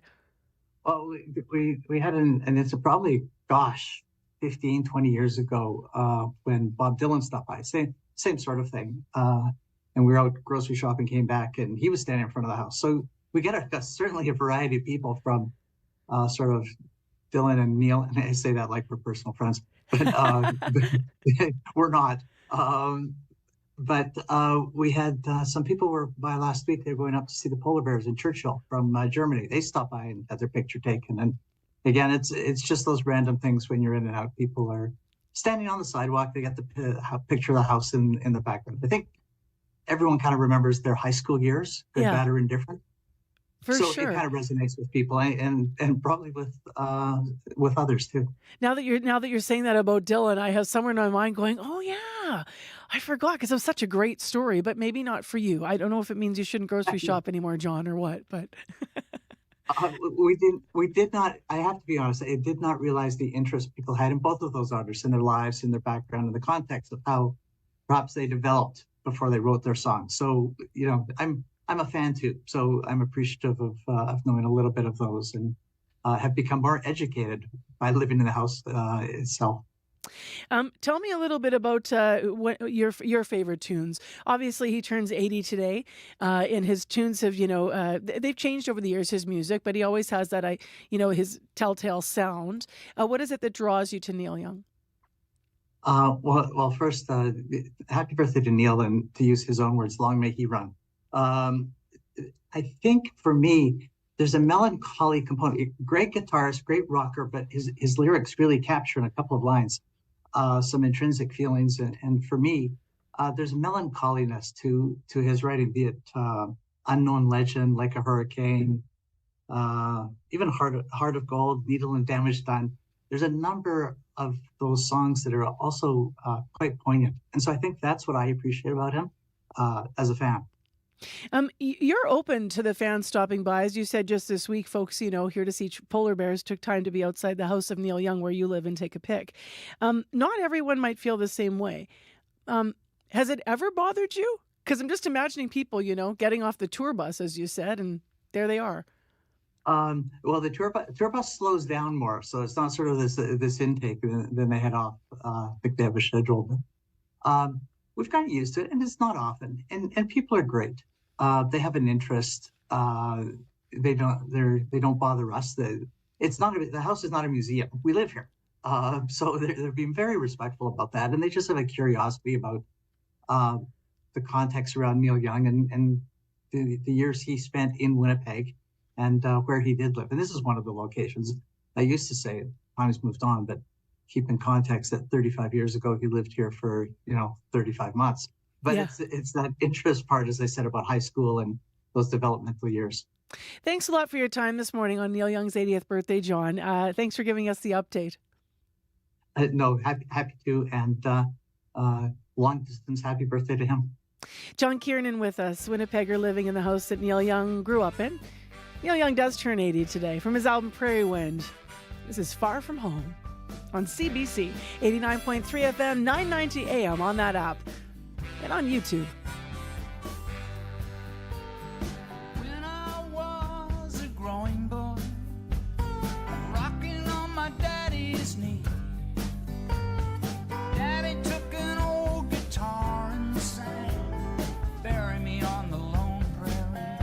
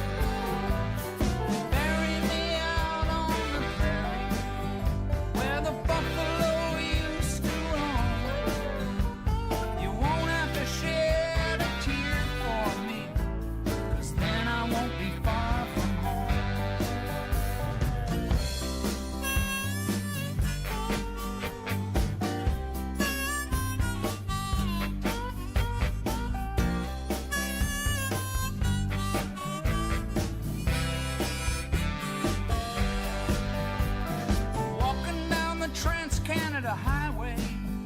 I was talking to a firefly, trying to make my way to Nashville, Tennessee, when another car passed me by. Someday I'm gonna make big money and buy myself a big old car, make my way on down to that promised land, and then I'm gonna really go far.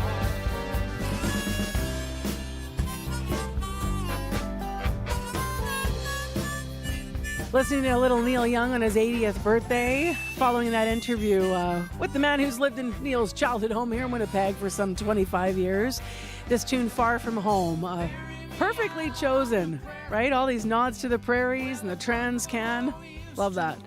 Scott Regere's joining us now on the airwaves of CBC. How you doing this morning? No, that's some good Canadiana right there. Right? From Mr. Young. Yeah, I like all love the references. Okay, you're here to talk sports. Let's start with a busy night in hockey, right? Yeah, it was a busy night. Every Canadian team but Edmonton played, Marcy, and every Canadian team but Winnipeg lost last night. The Jets topping the Canucks in Vancouver 5-3. Josh Morrissey leading the way. He had a goal and 2 assists. Next up for the Jets, a game in Seattle tomorrow. And while we're talking about the West Coast, Marcy, PWHL training camps opened up this week, including in Vancouver, where the expansion Golden Eyes are preparing for their home opener. Star forward Sarah Nurse was asked about her hopes for the season. I don't think anybody this time last year thought that any of us would be in this room. Vancouver was not on anybody's radar, and so to think about this time next year, like, the possibilities really are endless of where we could be. And so I really think that we've exceeded all expectations. I think we came in hopefully optimistic, but I really think that we've just blown everybody away. Sarah Nurse, who conducted that interview inside the newly renovated Pacific Coliseum, the Golden Eyes logo permanently painted on the ice there, a sign that they are the first PWHL team to be the primary tenants in their building. Nurse says she thinks opponents having to make a 5-hour plane trip west to her rink will be a big advantage, as will be a passionate local fan base. And they got some good news, those fans, this week. The arena owners have announced $5 beer and wine on the menu all season long. Oh, boy. Nurse at least has some familiarity with colorful crowds, Olympic veteran that she is. And also, I just want to mention that on the Jets win last night, we will have more in the news coming up at 7:30 with Heather. You were talking about Olympics just now, though. There's mounting concerns, actually, about their viability going forward, given global warming. Yeah, and that's the focus of an article up on our website this morning, Marcy. It looks at a recent IOC study that found only around half of the previous Olympic host cities will be suitable to do it again a couple of decades from now because of the warming planet. Already the effects are being felt here in Canada. Whistler's Horseman Glacier, long a training ground for Canada's top athletes, has been declared unsafe, forcing them to look at more expensive options like training in Europe. John Eliash, the head of the International Ski and Snowboard Federation, says it's a sign of things to come.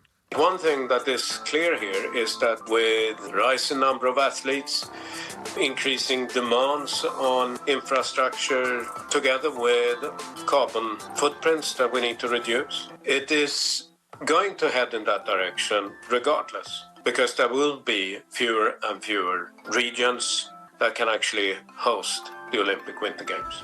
Our warming planet obviously isn't something ski and snowboard can address alone. It is the topic of meetings among world leaders this week at the UN Climate Conference being held in Brazil. And you can read more about this in our two-part series up on our website at the moment. Tomorrow's focus is on a call to action from athletes and what decision makers here in Canada are doing to address the issue. And let's finish with football. Preparations continue for Sunday's Grey Cup game here in Winnipeg.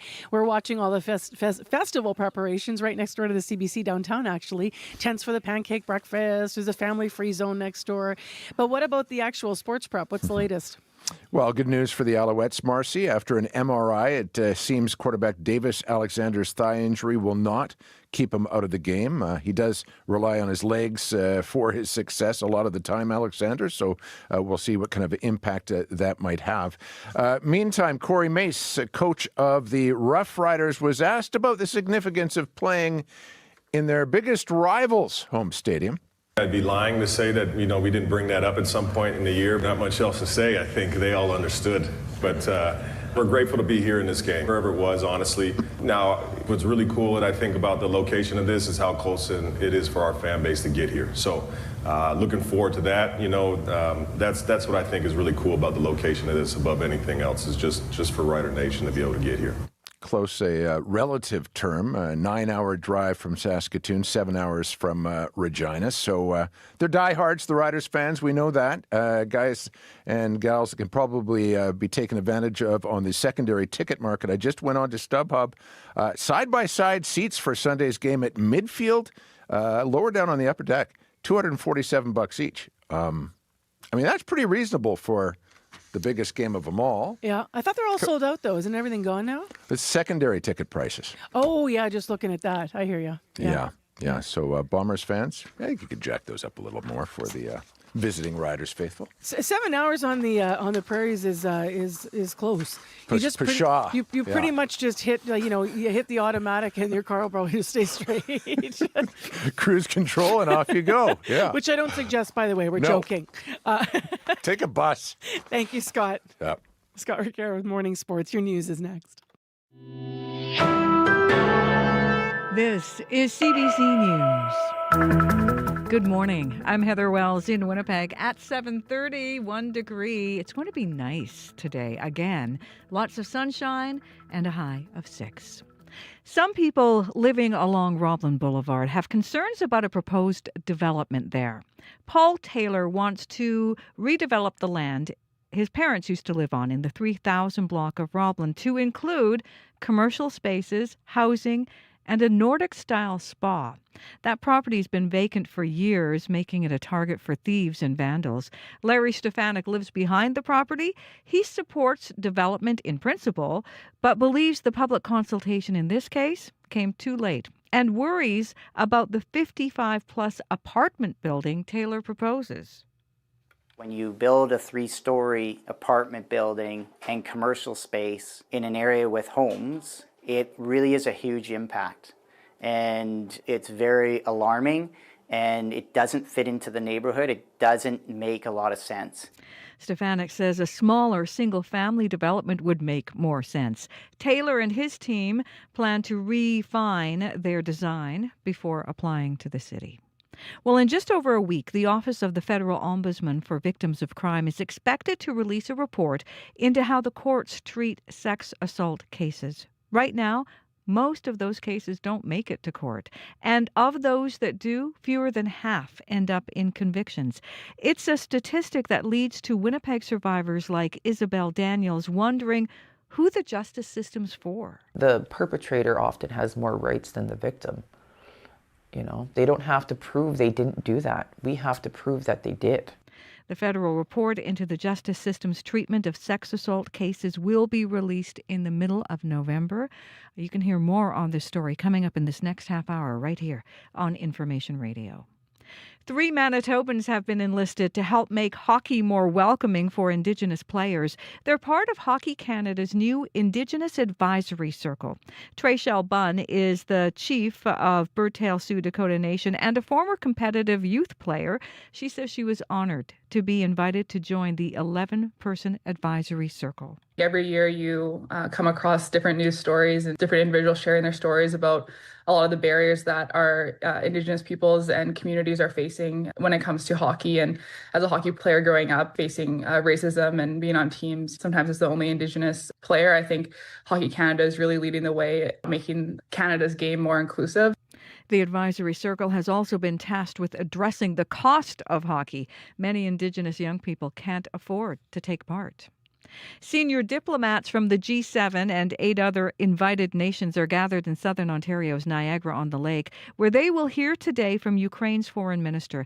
Anita Anand, Canada's foreign affairs minister, says today's meeting reaffirms the G7's collective support for Ukraine in the face of Russia's ongoing aggression. Also today, Anand will be meeting on the sidelines with U.S. Secretary of State Marco Rubio. Many Canadians saw a spectacular show in the sky last night. The Northern Lights were visible across a wide part of North America thanks to a series of solar storms. The sun launched 3 flares. 2 have already reached Earth. The third is expected today around 11 Central Time. Sean Dahl is a space weather forecaster with the U.S. government and says there's always a chance these types of flares could lead to power outages. These can impact the electric power grid of our country, the bulk electric system. We notify even well in advance today to the power grid of North America about this pending activity. In 1989, a geomagnetic storm caused a 9-hour power outage of Hydro-Quebec's transmission system. You can hear the latest national and international news coming up on World Report at 8. Well, shaking off 3 losses in a row, the Jets notch a win. Josh Morrissey fires, scores! Morrissey with a rocket, a power play goal, and it's 2-2. Josh Morrissey on TSN as the Jets outscored the Canucks in Vancouver. Morrissey says after suffering those losses in California, the whole team stepped up. Felt like everybody raised their intensity level, and as a leader on the team, you want to be part of leading that charge. In net, Connor Hellebuck with 30 saves. The Jets stay on the road and next face the Kraken in Seattle tomorrow. You can find more news updated throughout the day at cbc.ca/Manitoba. All right, thanks, Heather. Thank you. And Heather's mentioning the Northern Lights. I mean, have a look at my Facebook page, Marcy Marcus Online, as you continue to send in stunning photos. Deb Fraser from Wasagaming last night at 8 o'clock with the reds and the yellows and the greens and definitive lines in these, just gorgeous. And the purples and the blue shots where they shot across the sky, some taken in Crescentwood last night from Stuart Thomas and more. Just really beautiful. All right, Abby, the regional forecast now. We're in for a sunny day in most of the regions today. However, the north is still going to see a few flakes lingering as you travel further around the Churchill area. But so far, so good. It's going to be mild under clear conditions and lots of sunshine. Winnipeg right now, 1 degree and clear. The sun already making its appearance.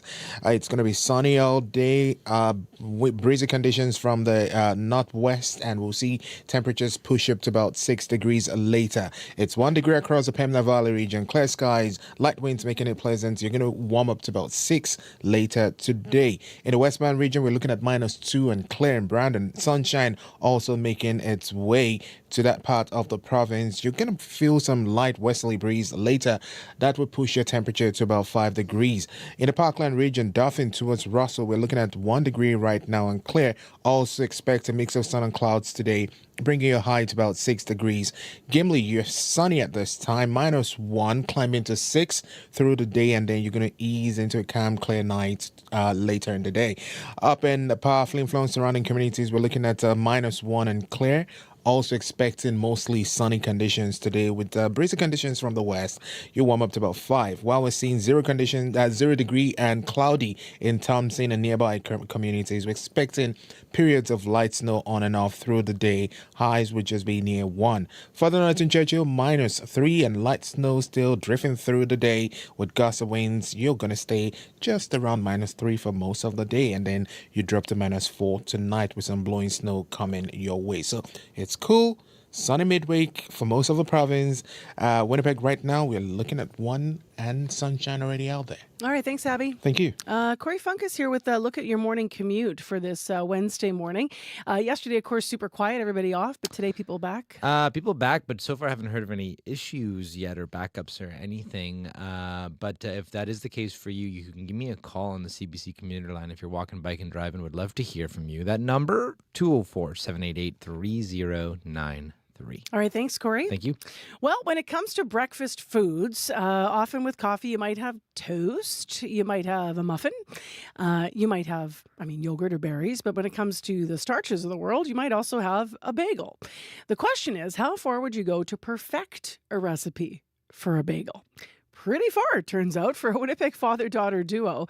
They traveled the world to learn about traditional bagel making, and now they're sharing what they learned with the rest of Winnipeg. Next on the show, a business story. Their new bagel shop opens Saturday in Winnipeg. CBC's Sophia Peralta-Barone spoke with the co-owners this week. My name is Glenn Dimitrioff. I'm the co-owner with my daughter of the Forge Bagel Company. Opening day is on November 15th, and we are very excited. Baking has been always a stress release for me, but it's always been this fascination but distraction from everyday life and pressure. But there was something about this particular bagel style that I was starting to make that was just different.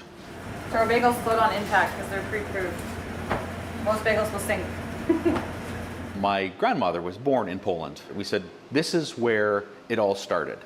And if we're going to go someplace in this world, we're going to go to the place where it started. And that's why we went to Poland. So countries we went to Poland, we went to the UK, we went to the US obviously, but New York and LA, and in Canada, Montreal, Toronto. Still isn't really stretchy. The Polish trip probably was the most eye-opening for us in a way that we realized that the traditional Polish method of making a bagel, which was called a poke and stretch, which you have a ball of dough, you poke a finger in it and you stretch it, it becomes incredibly soft and chewy. So you get this lovely, bite through it. Everyone's rope style in it, which is fine. They make great bagels. But is there a place for an artisan style which goes back to the original roots of how bagels are made? And can we make that texture, and will people appreciate it now?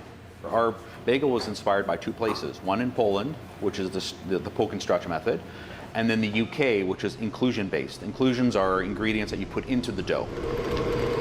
We have a lemon poppy seed. We have a strawberry shortcake. We have a double blueberry. There's a lot of new things that we had to learn, and Rochelle, who's really the project person behind the operation here, she really helped keep this project going and allowed us to actually open. Poke it in the middle. Make sure you do it right. Touch your well. I think we complement each other really well. I call him the bagel alchemist. He experiments in the kitchen all the time, and he can do his crafting and his artisan baking. But I just try and keep everything else going. It's very uplifting for me personally because it brings back my grandmother. It brings back all the things that I heard about from my grandmother when she was growing up in Poland early years. The fact that I was able to do this with my daughter, that really is the winning recipe for me.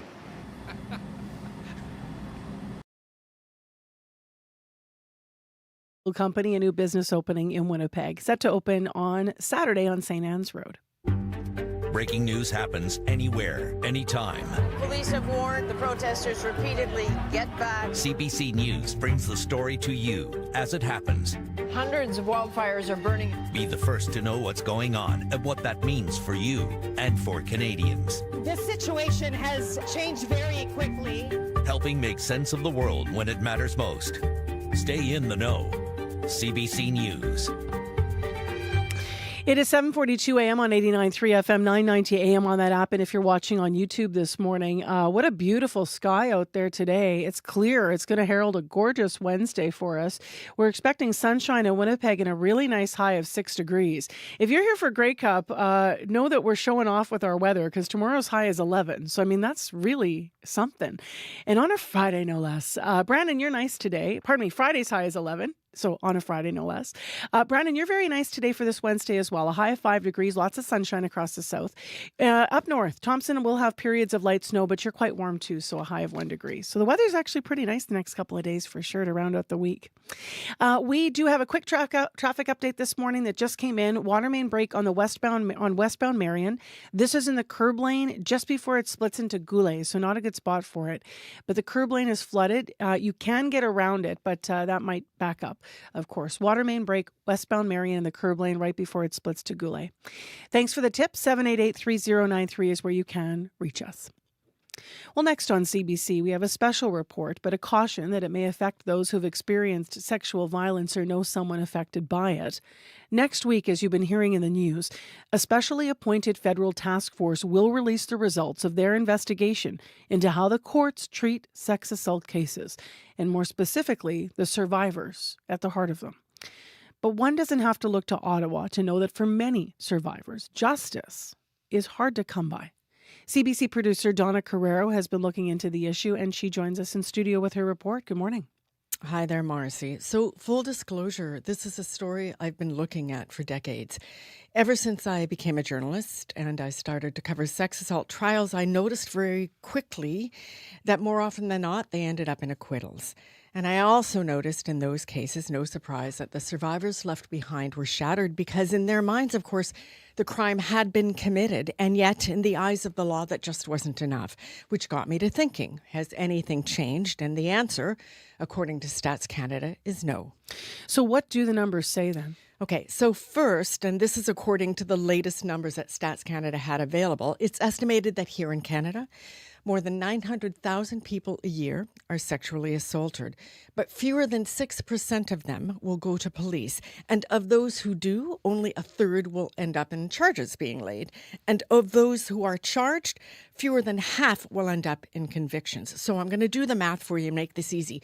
Of those original 900,000 victims that we talked about, fewer than 500,000 will actually get justice in the courts. So I'm just going to repeat the numbers again, just because they're really something. So, Yeah. and I just want to make sure they're correct. So of those original 900,000 victims, fewer than 5,000? Correct. Wow. What does it mean for the survivors left behind? Well, I'm going to let Jewel Pierre Roselli answer that one for you. What else is there to lose? I've already, I lost jobs, I lost friends, I lost relationships, I lost that self-love for myself because of what someone did to me. So she's talking about what happened after she was sexually assaulted late one night back in September of 2023. She'd run into a professional acquaintance at a social. He wanted to party with her afterwards, but she said no. She was drunk. She was tired. She just wanted to go home. But he didn't drive her home. He drove past it and headed for the perimeter highway. He's much larger than me.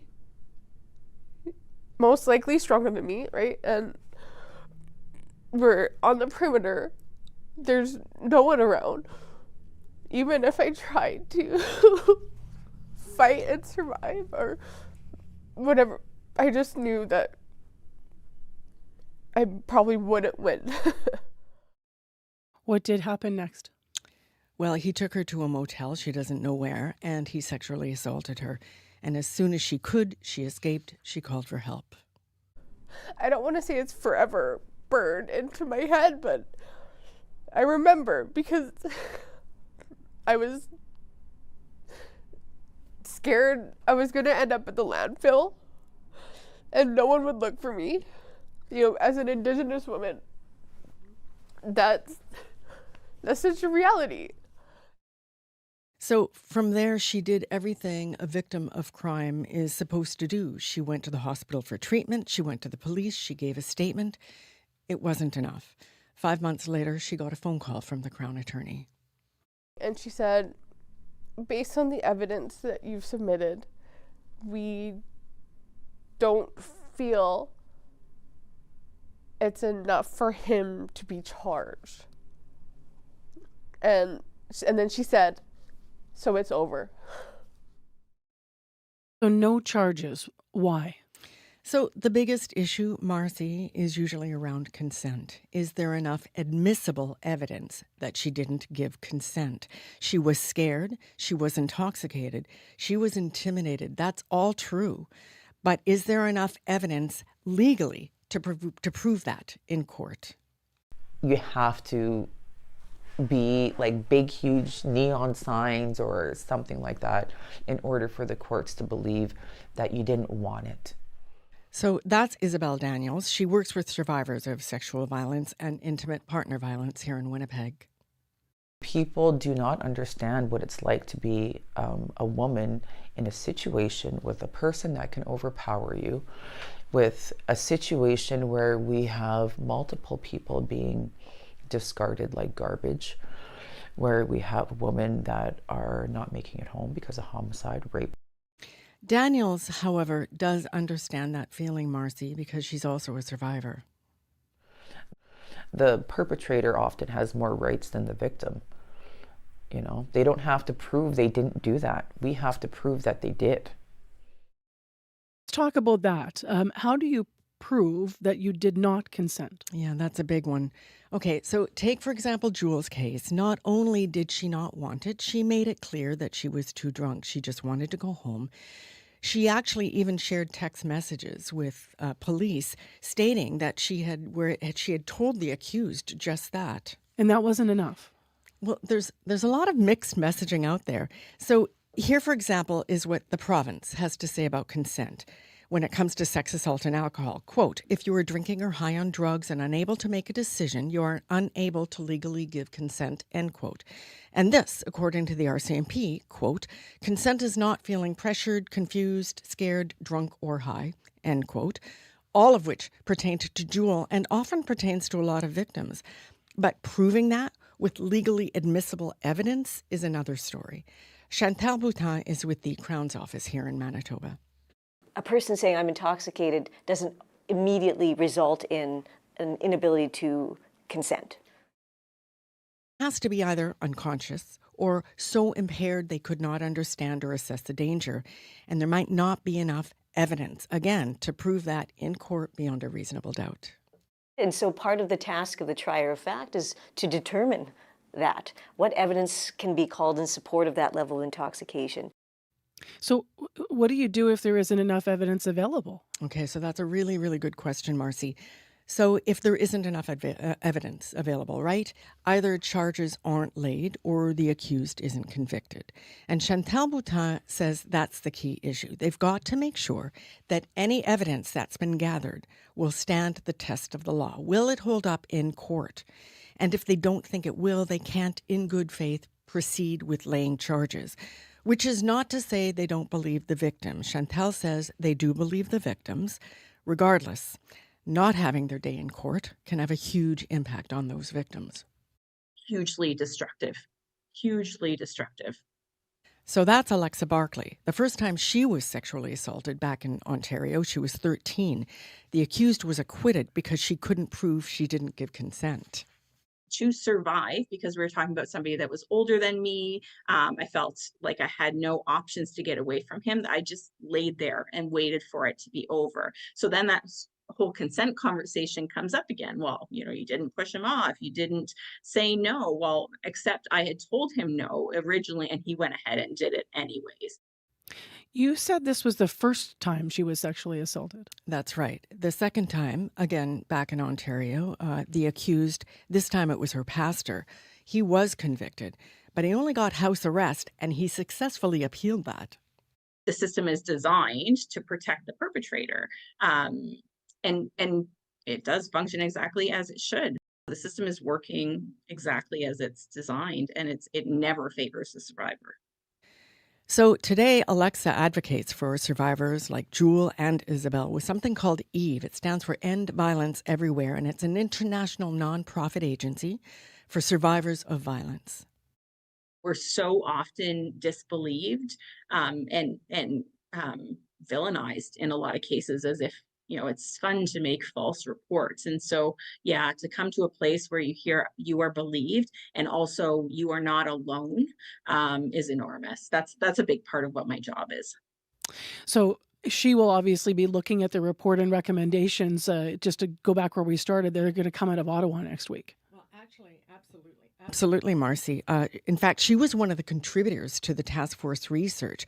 So in the meantime, though, some of us commit suicide because of these assaults, and some of us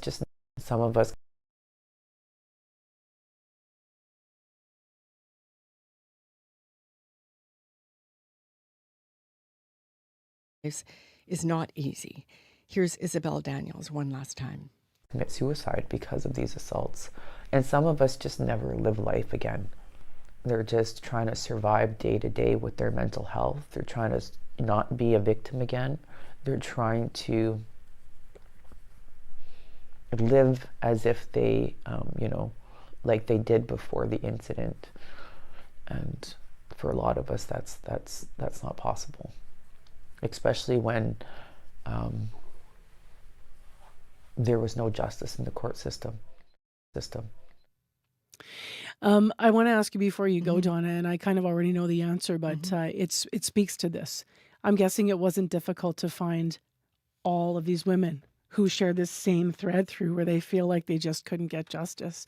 Sadly, right, when we started with those enormous numbers. Absolutely. In fact, Marcy, I spoke to many, many, many survivors, some of whom weren't able to share their story publicly, but there was a common denominator. amongst all of them. Yes. We'll see if the report next week will change the trajectory of all this in our country. Thanks for coming in. You're very welcome. So that is CBC producer Donna Carrero.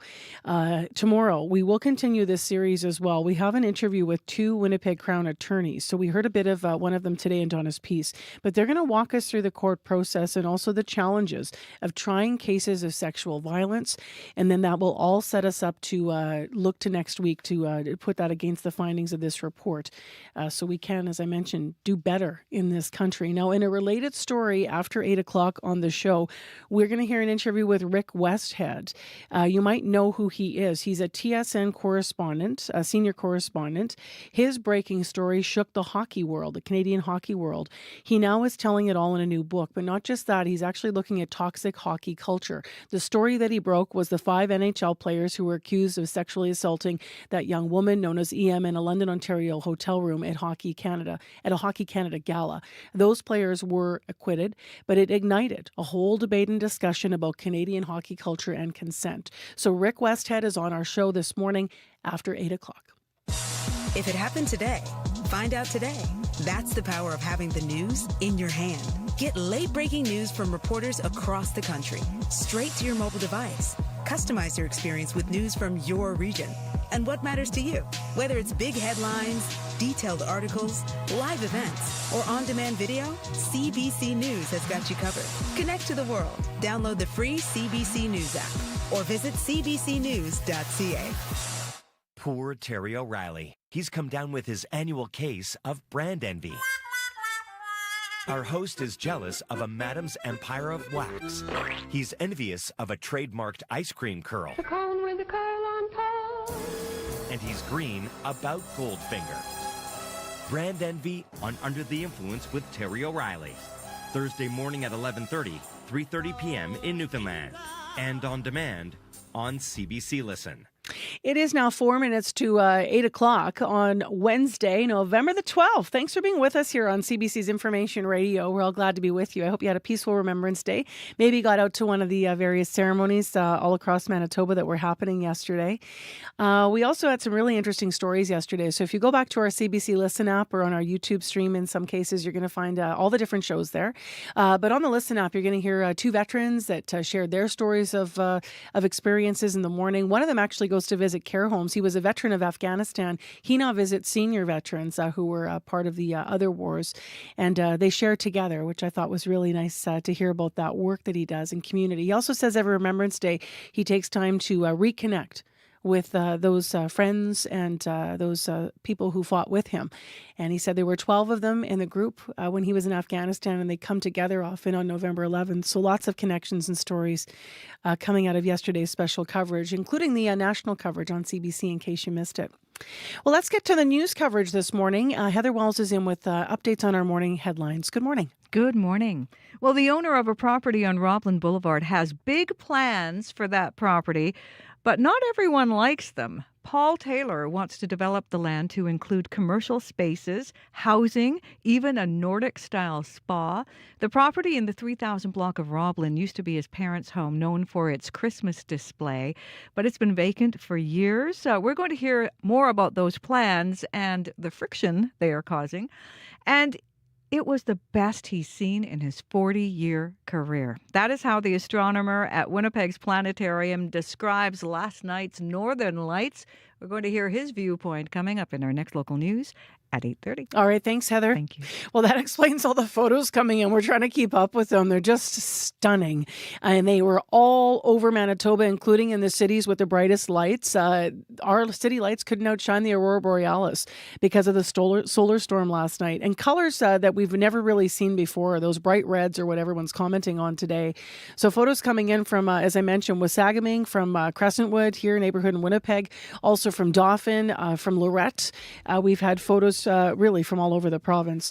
So if you want to keep sending photos, radio893@cbc.ca will get them to us. We have a clear sky this morning. It's 1 degree. Our high today 6. Lots of sunshine in the city of Winnipeg. If you need us in traffic, 788-3093.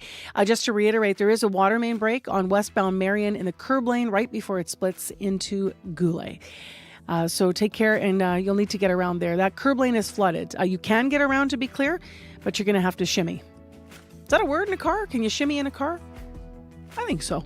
788-3093. Still ahead, as I previously mentioned, Rick Westhead is going to be on the air with us after 8. He is a TSN senior correspondent. He has a new book out. He's going to be in Winnipeg for part of the launch. It takes a deep dive into the state of toxic hockey culture in Canada today, but it also looks at how we can do better. He spoke to 58 different players and coaches and people involved in hockey across this country for the book. He'll tell us more about what he found. Stay tuned. That's after 8.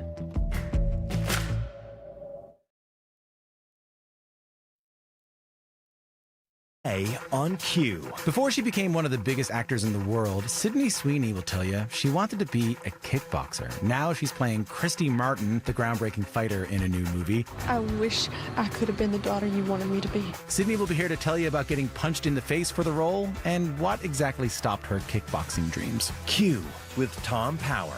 This morning at 10:30 in Newfoundland.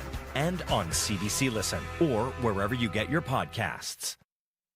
The CBC News is next. Coming up in half an hour, it's The Current. I'm Rebecca Zandbergen. Alexandra Samuel is a tech journalist, so when she found herself in a midlife crisis, she created her own AI life coach and named her Viv. What Alexandra Samuel learned from a year talking to Viv, coming up on The Current. This is World Report. Good morning, I'm Marcia Young. Prime Minister Mark Carney unveils the second round of nation-building projects tomorrow. These are major investments his government will prioritize to transform the Canadian economy. CBC News has learned some advanced details about what is on his list. And Janice McGregor is here from our Parliamentary Bureau. Janice, what have we learned? Marcia, 3 of the projects that sources have confirmed to CBC Radio Canada prioritize critical minerals, including an expansion of the Nouveau Monde graphite mine that's north of Montreal, a site that was touted by Natural Resources Minister Tim Hodgson as a supplier for the national stockpile of graphite that the Carney government is buying up as part of the G7's new Critical Minerals Production Alliance. Tomorrow, Hodgson is heading to Northern Ontario. That's where the Crawford Nickel project north of Timmins has also made this shortlist, as well as the Sisson mine. This is an open-pit tungsten project that's northwest of Fredericton. And Inuit clean energy developer, the Nunavut Nukiksautit Corporation, is also heading for the fast track following a $6 million federal investment earlier this year to revive a proposal to build a hydroelectric plant to replace the diesel-generated power that the city of Iqaluit currently relies on. And the Prime Minister himself is heading to Prince Rupert to join proponents of the Sillicim's liquefied natural gas facility. That's a project that would build a new natural gas pipeline leading to a marine terminal on Pierce Island off BC's northwest coast. Janice, none of these projects are bitumen pipelines. How surprising is that? Well, remember, Danielle Smith did say she wanted the federal government to greenlight her province's proposal for a new bitumen pipeline in its next set of announcements. But listen to what the Prime Minister said about this during a noon hour event for a business crowd in Toronto last Friday. One of my questions was, is this pipeline going to come? So boring. It's not actually. It is. It is because it's. Don't worry, we're on it. Okay, hands up. Who's working on the pipeline in this room? Okay, don't worry. We're on the pipeline stuff. It's going to happen. The technical working group Alberta Assembled isn't set to report back with the specifics of a proposal until next spring. The Major Projects Office may want to see what that says first. Thank you, Janice. You're welcome. The CBC's Janice McGregor in Ottawa. Venezuela says it is mobilizing its military. The largest warship the United States has is now in the Caribbean Sea. The White House says it is targeting drug traffickers in the region. The escalating military buildup on both sides is leading to fears of war. But others say it is an attack on the Venezuelan regime. The CBC's Willie Lowry joins me now from Washington. And Willie, what can you tell us?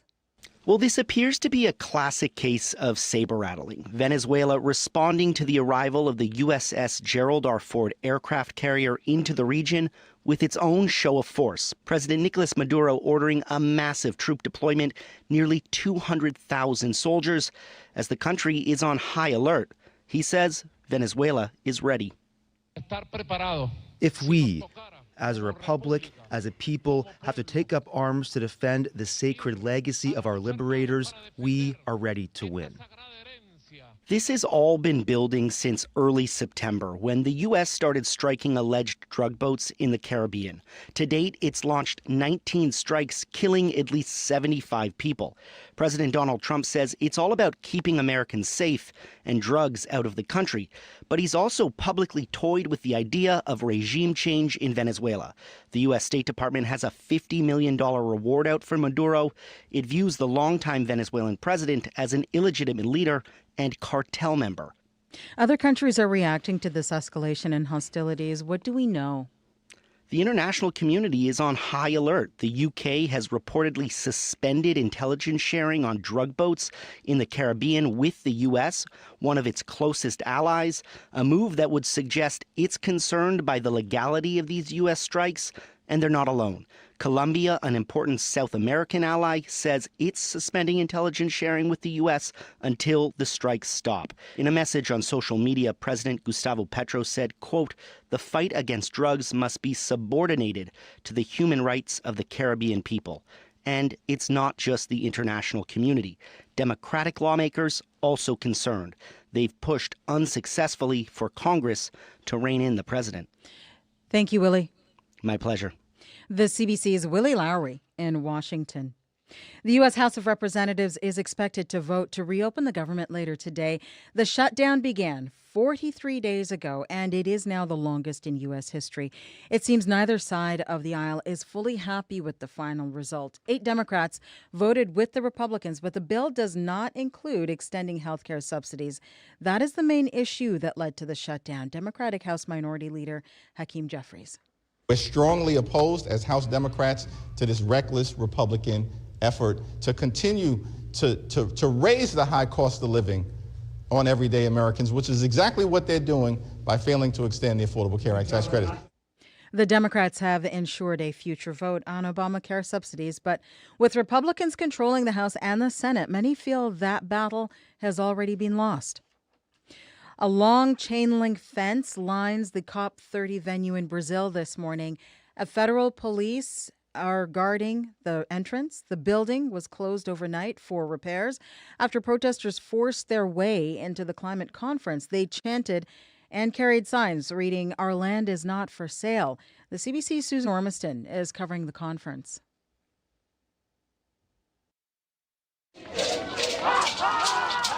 A group of Indigenous people and others, some wearing their headdresses, pushed towards the entrance to the COP venue and then burst through a security screening area into a foyer leading to the country's pavilions and negotiating rooms.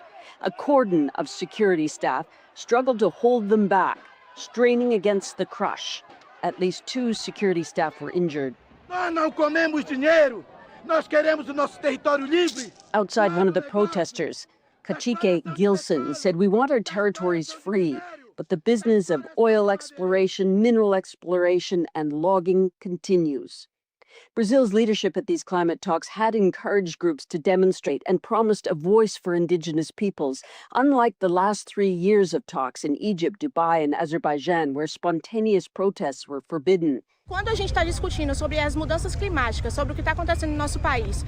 Maria Clara, who saw the protests, said, "When we discuss climate change and what's happening in our country and don't include the Indigenous peoples, we are ignoring these voices who can truly speak for these causes." Negotiations resumed this morning inside the venue. Susan Ormiston, CBC News, Belen. A weakened tropical storm, Feng Wang, is still hitting Taiwan. People are trying to clean up what they can. Roads are flooded and filled with mud. Heavy rains and winds are still affecting other parts of the island. More than 8,000 people had to leave their communities. Feng Wang left a path of destruction. It was a super typhoon when it made landfall in the Philippines. More than 1 million people there have been displaced. And as Yasmin Ranea reports, Canadians are quickly mobilizing to send help. The cake, it's got cream filled, it's delicious. At her Filipino cafe in Ottawa, Michelle Sartatakis serves up more than dessert. Tips and proceeds from her shop are going towards supporting those devastated by Typhoon Feng Wang. Wanting to help them from here It's so hard, right? And right now they need water, they need food.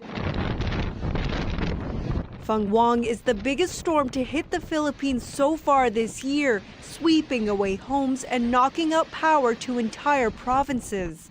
Across Canada, home to nearly 1 million people of Filipino descent, many are mobilizing. The Filipino Catholic community is incredible. Neil McCarthy, Director of Communications for the Archdiocese of Toronto, says funds are pouring in and being sent to partners in the Philippines. They're on the ground, they can assess what's needed in the area.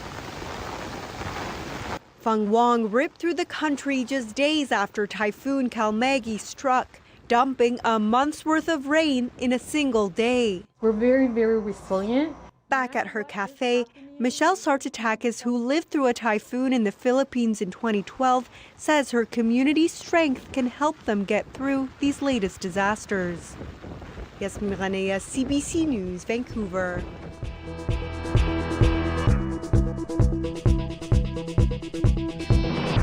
That is the latest national and international news from World Report. For news anytime, go to cbcnews.ca.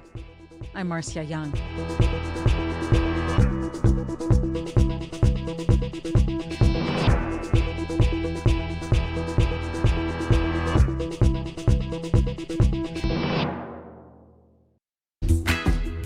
Good morning, Manitoba. I'm Marcy Marcusa. Wednesday morning, thanks for being with us. Clear sky, going to be nice and sunny today across much of southern Manitoba. This is CBC 89.3 FM. Also 9:90 a.m. on the app and YouTube. I'm going to read a quote. This is from a book that we're going to talk to the author about this half hour. There's a former hockey player, minor hockey player, who said to the author, who is working on a book about toxic hockey culture, "When we look around the room, quote, we see 20 clones of ourselves, and we all know we're better than everyone else. This is our culture. We breed lions. And how do you tell a lion to stop being a lion?" End quote. We're going to hear more from Rick Westhead. He wrote We Breed Lions, Confronting Canada's Troubled Hockey Culture. He's the TSN correspondent who also broke the story of the 5 NHL players who were accused of sexually assaulting a young woman known as EM in a London, Ontario hotel room at a Hockey Canada gala. We have a feature interview with Rick Westhead coming up. It is quite a book. There are so many stories in this. There's so much information, and he's going to be launching, doing part of his launch here in Winnipeg at the end of the month. But you'll hear him here on CBC in a moment. Right now, let's go to Heather Wells in our news center with headlines. Good morning. Well, some people who live along Roblin Boulevard have concerns about a proposed development there. Paul Taylor wants to redevelop land in the 3000 block of Roblin, where his parents used to live, to include commercial spaces, housing, and a Nordic-style spa. One neighbor believes public consultations in this case came too late. We're going to hear from the area's councillor coming up. 3 Manitobans have been enlisted to help make hockey more welcoming for Indigenous players. They are part of Hockey Canada's new Indigenous Advisory Circle. We're going to hear from one member of that circle coming up in our next local news at 8:30. All right. Thanks very much, Thank Heather. you.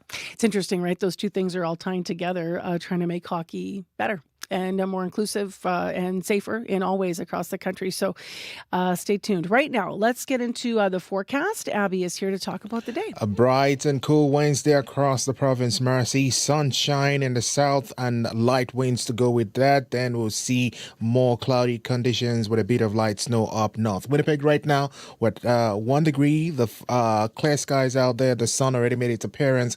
A bit of breeze from the northwest, and we warm up to 6 degrees. And across board, Brandon is seeing sunshine at -4, and other regions around 0 at this time, warm to 6, while up north we'll see temperatures top out around 1 degree for most of the regions. All right. Thanks, Abby. Thank you. Abby Adeyemi, and now to Corey Funk. Very quiet commute all morning, pretty much. The one issue that we did get a call about from the traveling Transconian was on westbound Marion, right before it splits onto Goulet there on Youville. The curb lane, there was a water main break, and that's got water flooding that curb lane. You can get around it. May cause some backups, though, for folks heading westbound on Marion this morning. So heads up there. If you do see anything else, though, going on, you can give me a call on the CBC commuter line. That number to call, 204-788-3093.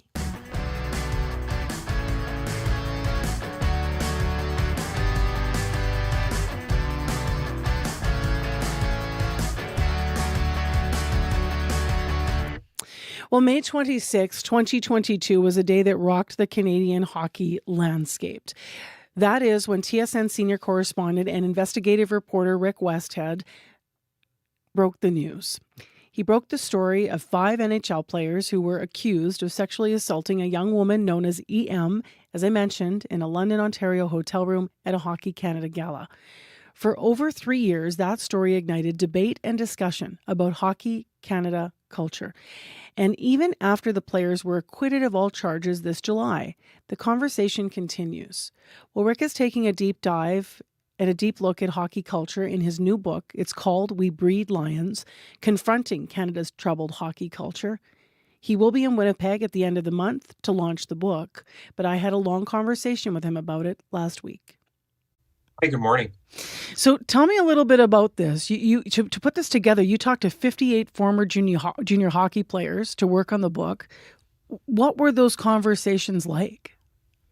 Well, it's interesting. The 58, I actually wanted to make sure that they were current players because I realized that if this book was full of stories from the 1990s or earlier, that it would be too easy for people within hockey to dismiss it and to say, well, that's how things used to be, but things are so much better now. So I really focused on talking to guys who have played either Tier 2 Junior A or major junior hockey within the last 10 years. And their stories, the through line that ran through all of them was how much they love hockey. But all of these men also talked about how they saw real issues with the system. They talked about how hard it is to be 14, 15, 16 years old, moving away from their family homes, trying to fit in locker rooms with junior teams where they're playing with 20-year-old men, sometimes even older, and how tough it is to resist having to conform and basically do whatever it takes to fit in. There's a former player, I'll read a quote here. There's many, of course, as we outlined, but who said to you, quote, "When we look around the room, we see 20 clones of ourselves and we all know we are better than everyone else. This is our culture. We breed lions," thus the title. How do you tell a lion to stop being a lion? End quote. What does that actually mean when you dug into this? You have so many examples of how these young players, as you mentioned, who are, really 14, 15, 16 are elevated. I think it means that they live by, and they often live by different rules than the rest of society because they're exceptional at playing this game that we all love. One of the other quotes in the book that really has stood out to people and who've contacted me is from Alison Forsyth. And, she's been on CBC a lot. She's an amazing woman, a former Canadian Olympic skier who's been very public about her own sexual assault. And she now works to educate sports programs and schools across Canada. And she pointed out to me, there's a reason that hotels don't want to take reservations from minor hockey teams. You look around the restaurant in these hotels, and you've got kids in their hockey tracksuits putting salt and pepper and pizza and paper napkins, jamming them into their drinks, acting crazy. And she says, these hockey coaches want these boys wearing their suits to the games because, when a 9-year-old wears a suit to a game, it shows respect for the game. And Allison's point is, well, what about respect? Look around. What about respect for the server that's trying to bring you your lunch right now? And of course, that's not for every team. And we're not talking about everyone being in that situation.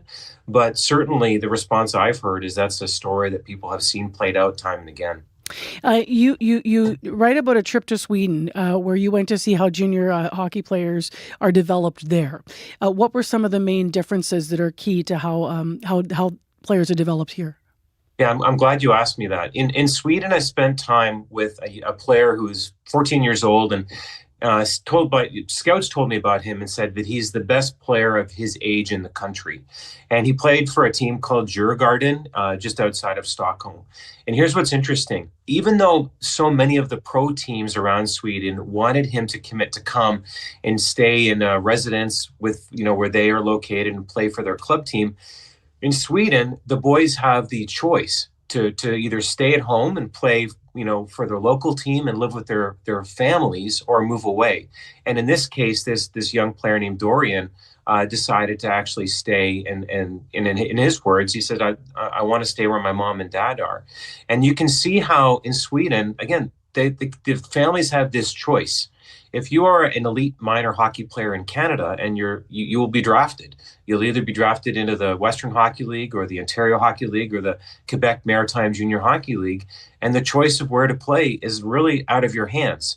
There is more choice now with more players going to play in the United States at college hockey. Nevertheless, if you want to play junior, the team that drafts you has the right to you, and you really have no choice except to leave your home in many cases. I'll ask you about that maybe being part of the path forward and more in a moment, but I do want to ask you what example of toxic hockey culture really has just stayed with you in all of these conversations you had and that you wrote about? Good question. One of them, it's just, there's so many, right?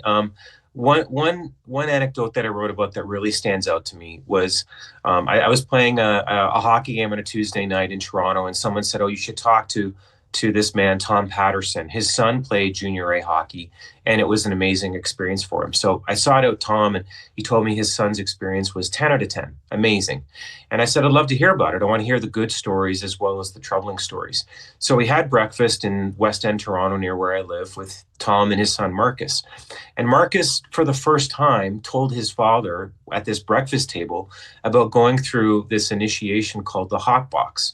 And that meant that one night on the team bus going back to his home arena after a road trip, he and the other first-year players were tapped on the shoulder, and they were told to go back to the back of the bus and strip, and all of them had to jam into the bathroom at the back of the bus. The lights were turned off. Someone threw in some coins, and the 5 or 6, 16-year-olds, 17-year-olds that were in there at the same time without their clothes on, all had to try to scramble to figure out where this money was so they could come up with the exact change amount.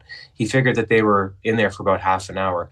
I've heard that story so many times. I've heard it from players, who've talked about it in the 1990s and the early 2000s. Marcus played junior hockey in 2019. So this tells us, this is proof in his own words, that there's still issues. There are still things like this going on under the noses of head coaches who are sitting on buses who must know what's happening behind them. Obviously, you were the one, as we mentioned, that broke the news about the 5 players, Michael McLeod, Dylan Dubé, Cal Foote, Alex Formanton, and Carter Hart, who were accused of sexual assault and acquitted. What were you thinking when you first read EM's accusations? I thought it was horrible. I thought it was, and as you say, those players were acquitted after a 2-month trial. It's interesting, how social media can be, right? The opinions are very splintered. You do have some people who say, oh, well, look at these boys were vindicated, and that's evidence that everything here is fine, and this is much ado about nothing. Well, the NHL didn't take that approach. I mean, the NHL said that what happened in that hotel room, despite the verdict, was unacceptable and inappropriate. And in fact, I could read you, I could spend the next 5 minutes listing to you, a series of issues that have happened even since I started reporting on this in 2022. By my count, there's at least 6 players who played major junior hockey who are now in jail since 2022 because of sexual assault allegations. Not to mention the dozens of cases of sexual related hazing and misconduct that are going on in minor hockey that are reported on. We don't even know how many more are going on that aren't reported on because Hockey Canada still is one of those institutions that refuses to make sanctions for misconduct public. So, I think there's so much evidence that this is still a real issue. So about the path forward then, do you see an option to have young players, just because you spoke about it, have an option to maybe be home as part of the solution? And if so, not just that, what else do you think is going to be the path forward? Well, I'm not sure about how. My gut is that the major junior leagues would be quite resistant to that. But 2 other examples, if I could share them, that I think are really give me reason for optimism. In Hamilton, Ontario, I went down and I watched the Hamilton Steel AAA team and the Hamilton Huskies AA team. And they have partnered with an organization called Coaching Boys into Men. And so the coaches of teams are actually taught about how to speak to these young players about issues of consent and how healthy masculinity looks like. And so I sat in these modules in these dressing rooms and watched as these boys who weren't even 13 were having conversations and engaged in wanting to have these conversations with their coaches about consent issues. This season, 16 teams in the Steel and Huskies organization are doing that program. And, I know the some people might say, well, those are conversations parents should be having. And that's absolutely true. Parents should be having those conversations. But the fact is they're uncomfortable and many parents don't have them.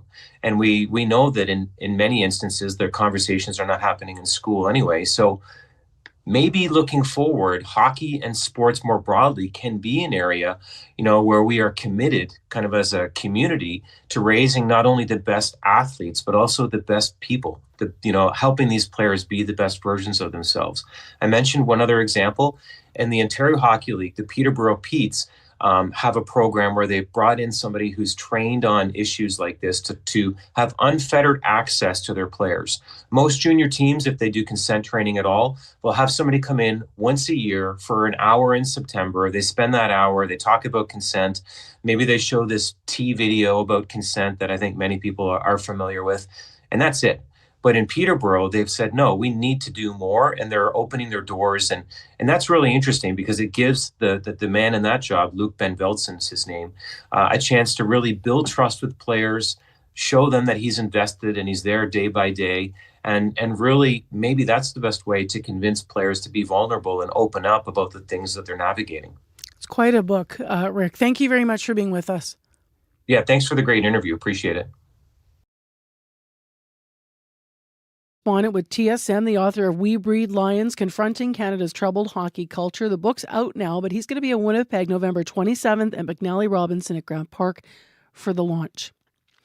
Corey Funk is in. It's 8:25 and you have a traffic update. Yes, got a few calls on the commuter line. Got a call from Annika who was reporting that there has been a collision on Corden and Hugo, pretty much right in that intersection there. It's disrupting pretty much every direction because it's pretty much right in the middle of the intersection. Seems like a bit of a fluid situation. A fire truck was just arriving as she was driving by. So might change in terms of what's disrupted, but she says big backups on Corden right now. Also got a call from Mark, northbound Pembina at Windermere. There's a stalled car in the median lane. So that could be causing some backups for folks as well. That's northbound Pembina at Windermere. And finally, all morning there's been a water main break. Westbound Marion, just before that split to Goulet there around Uville. That's just blocking the curb lane. It's flooded there, but you can still get around it, but could cause some backups as well on westbound Marion. If you see anything else going on out there, give me an update on the CBC commuter line. I'd love to hear from you. That number, 204-788-3093. Well, these guys spotted something. They spotted Bear 33, and then they wrote a tune about it. This is Churchill-based folk rock fit outfit Days in the Land. They've just released their debut album. It's called Tales from the Shallows, and this is the first single. I am the wind and snow, in my thoughts alone, I just wander on.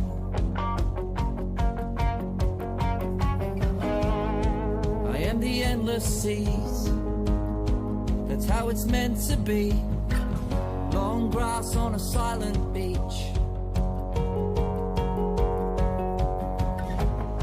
I can be hard to find, down by the flats on the riverside. I could smell a caribou hide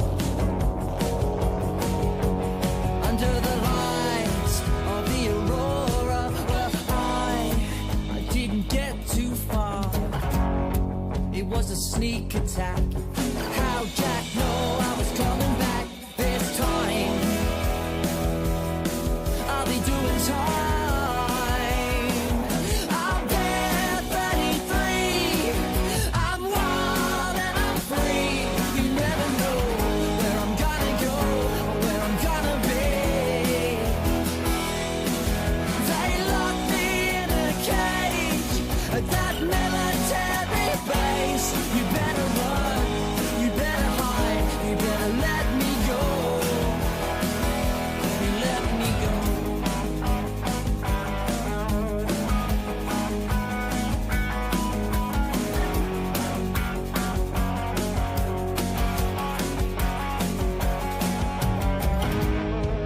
Me and Jack would play. He'd sent me bolting across the bay. I won't forget that face.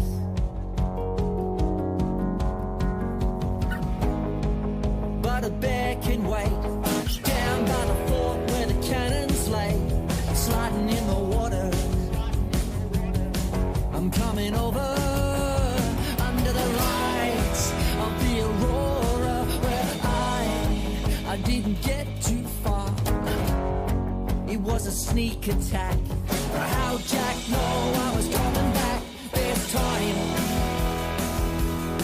I'll be doing time.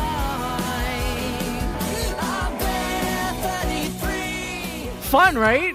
What a quirky little tune, Bear 33. It is actually inspired by the true story of a legendary polar bear in Churchill.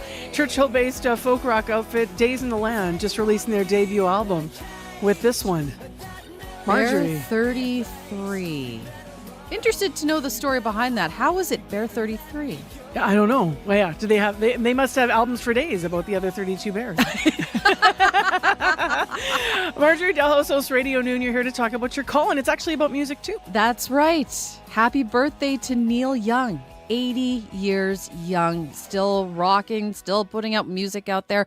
So we're asking you, do you have a favorite Neil Young song? Maybe you attended a concert, memory of Neil Young. Maybe you encountered him somewhere here in Winnipeg. And also talking to about any other celebrity encounters you may have here in Winnipeg. Timely, too, because the Grey Cup is around the corner and we're probably going to have some famous folks in town. So give us a call after 12:30 on Radio Noon. All right. Thanks, Marge. Thanks, Marcy. Your CBC Winnipeg News is next. This is CBC News. Good morning. I'm Heather Wells in Winnipeg. At 8:30, it is 1 degree. It's going to be another glorious day. Lots of sunshine in Winnipeg today. Not quite as warm as yesterday, but close. A high this afternoon of 6. The owner of a property on Roblin Boulevard has big plans for that area, but some neighbors aren't on board. Paul Taylor wants to develop the property to include commercial spaces, housing, even a Nordic-style spa. The property is in the 3000 block of Roblin Boulevard. It used to be his parents' home, beloved for its Christmas display, but it's been vacant for years, making it a target, he says, for thieves and vandals. This summer, Taylor hired crews to clear hundreds of trees, something at the time he said was for safety reasons. Area Councillor Evan Duncan says Taylor's plan would face challenges around sewer capacity, zoning, noise, traffic, and more. I'm not sure that some of these significant barriers can be overcome in this instance, not to mention the outrage that my office has received from local area residents that feel a certain level of distrust from this property owner after stating publicly that this was strictly to mitigate safety concerns. Taylor says his team plans to refine the design before applying to the city. A Winnipeg survivor of sexual assault wants fellow survivors to know their stories matter. A specially appointed federal task force will release results next week of an investigation into how the courts treat sex assault cases. Isabel Daniels now provides trauma counseling for victims. People do not understand what it's like to be a woman in a situation with a person that can overpower you. You have to be like big, huge neon signs or something like that in order for the courts to believe that you didn't want it. Statistics Canada's latest data says of approximately 900,000 sexual assaults in a year, just 6% of victims reported the crime to police. Of those who did report, only about a third of the cases resulted in charges, and fewer than half of those ended up in convictions. 3 Manitobans have been enlisted to help make hockey more welcoming for Indigenous players. They're part of Hockey Canada's new Indigenous Advisory Circle. Traychelle Bunn is the chief of Bertel Sioux Dakota Nation. She's also a former competitive youth player. Bunn says she was honored to be invited to join the 11-person advisory circle. Every year you come across different news stories and different individuals sharing their stories about a lot of the barriers that our Indigenous peoples and communities are facing when it comes to hockey. And as a hockey player growing up, facing racism and being on teams, sometimes as the only Indigenous player, I think Hockey Canada is really leading the way, making Canada's game more inclusive. The advisory circle has also been tasked with addressing the cost of the sport. Many Indigenous young people can't afford to take part in hockey.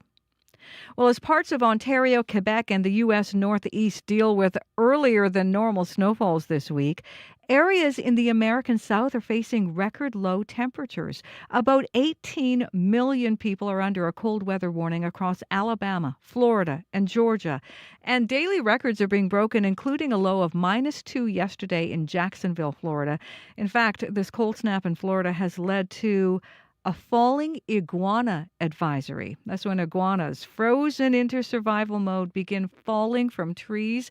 Media yesterday full of video and photos of iguanas just lying on the beach and on the sidewalks.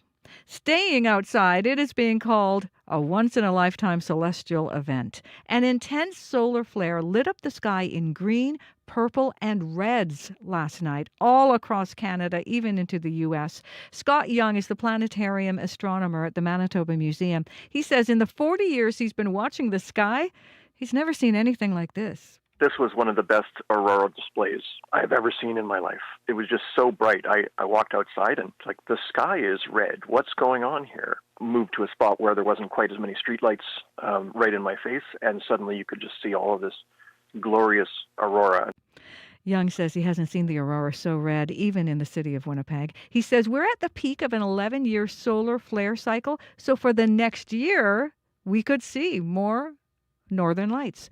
Young says it is possible the sky lights up again tonight, but not as intense as last night's show.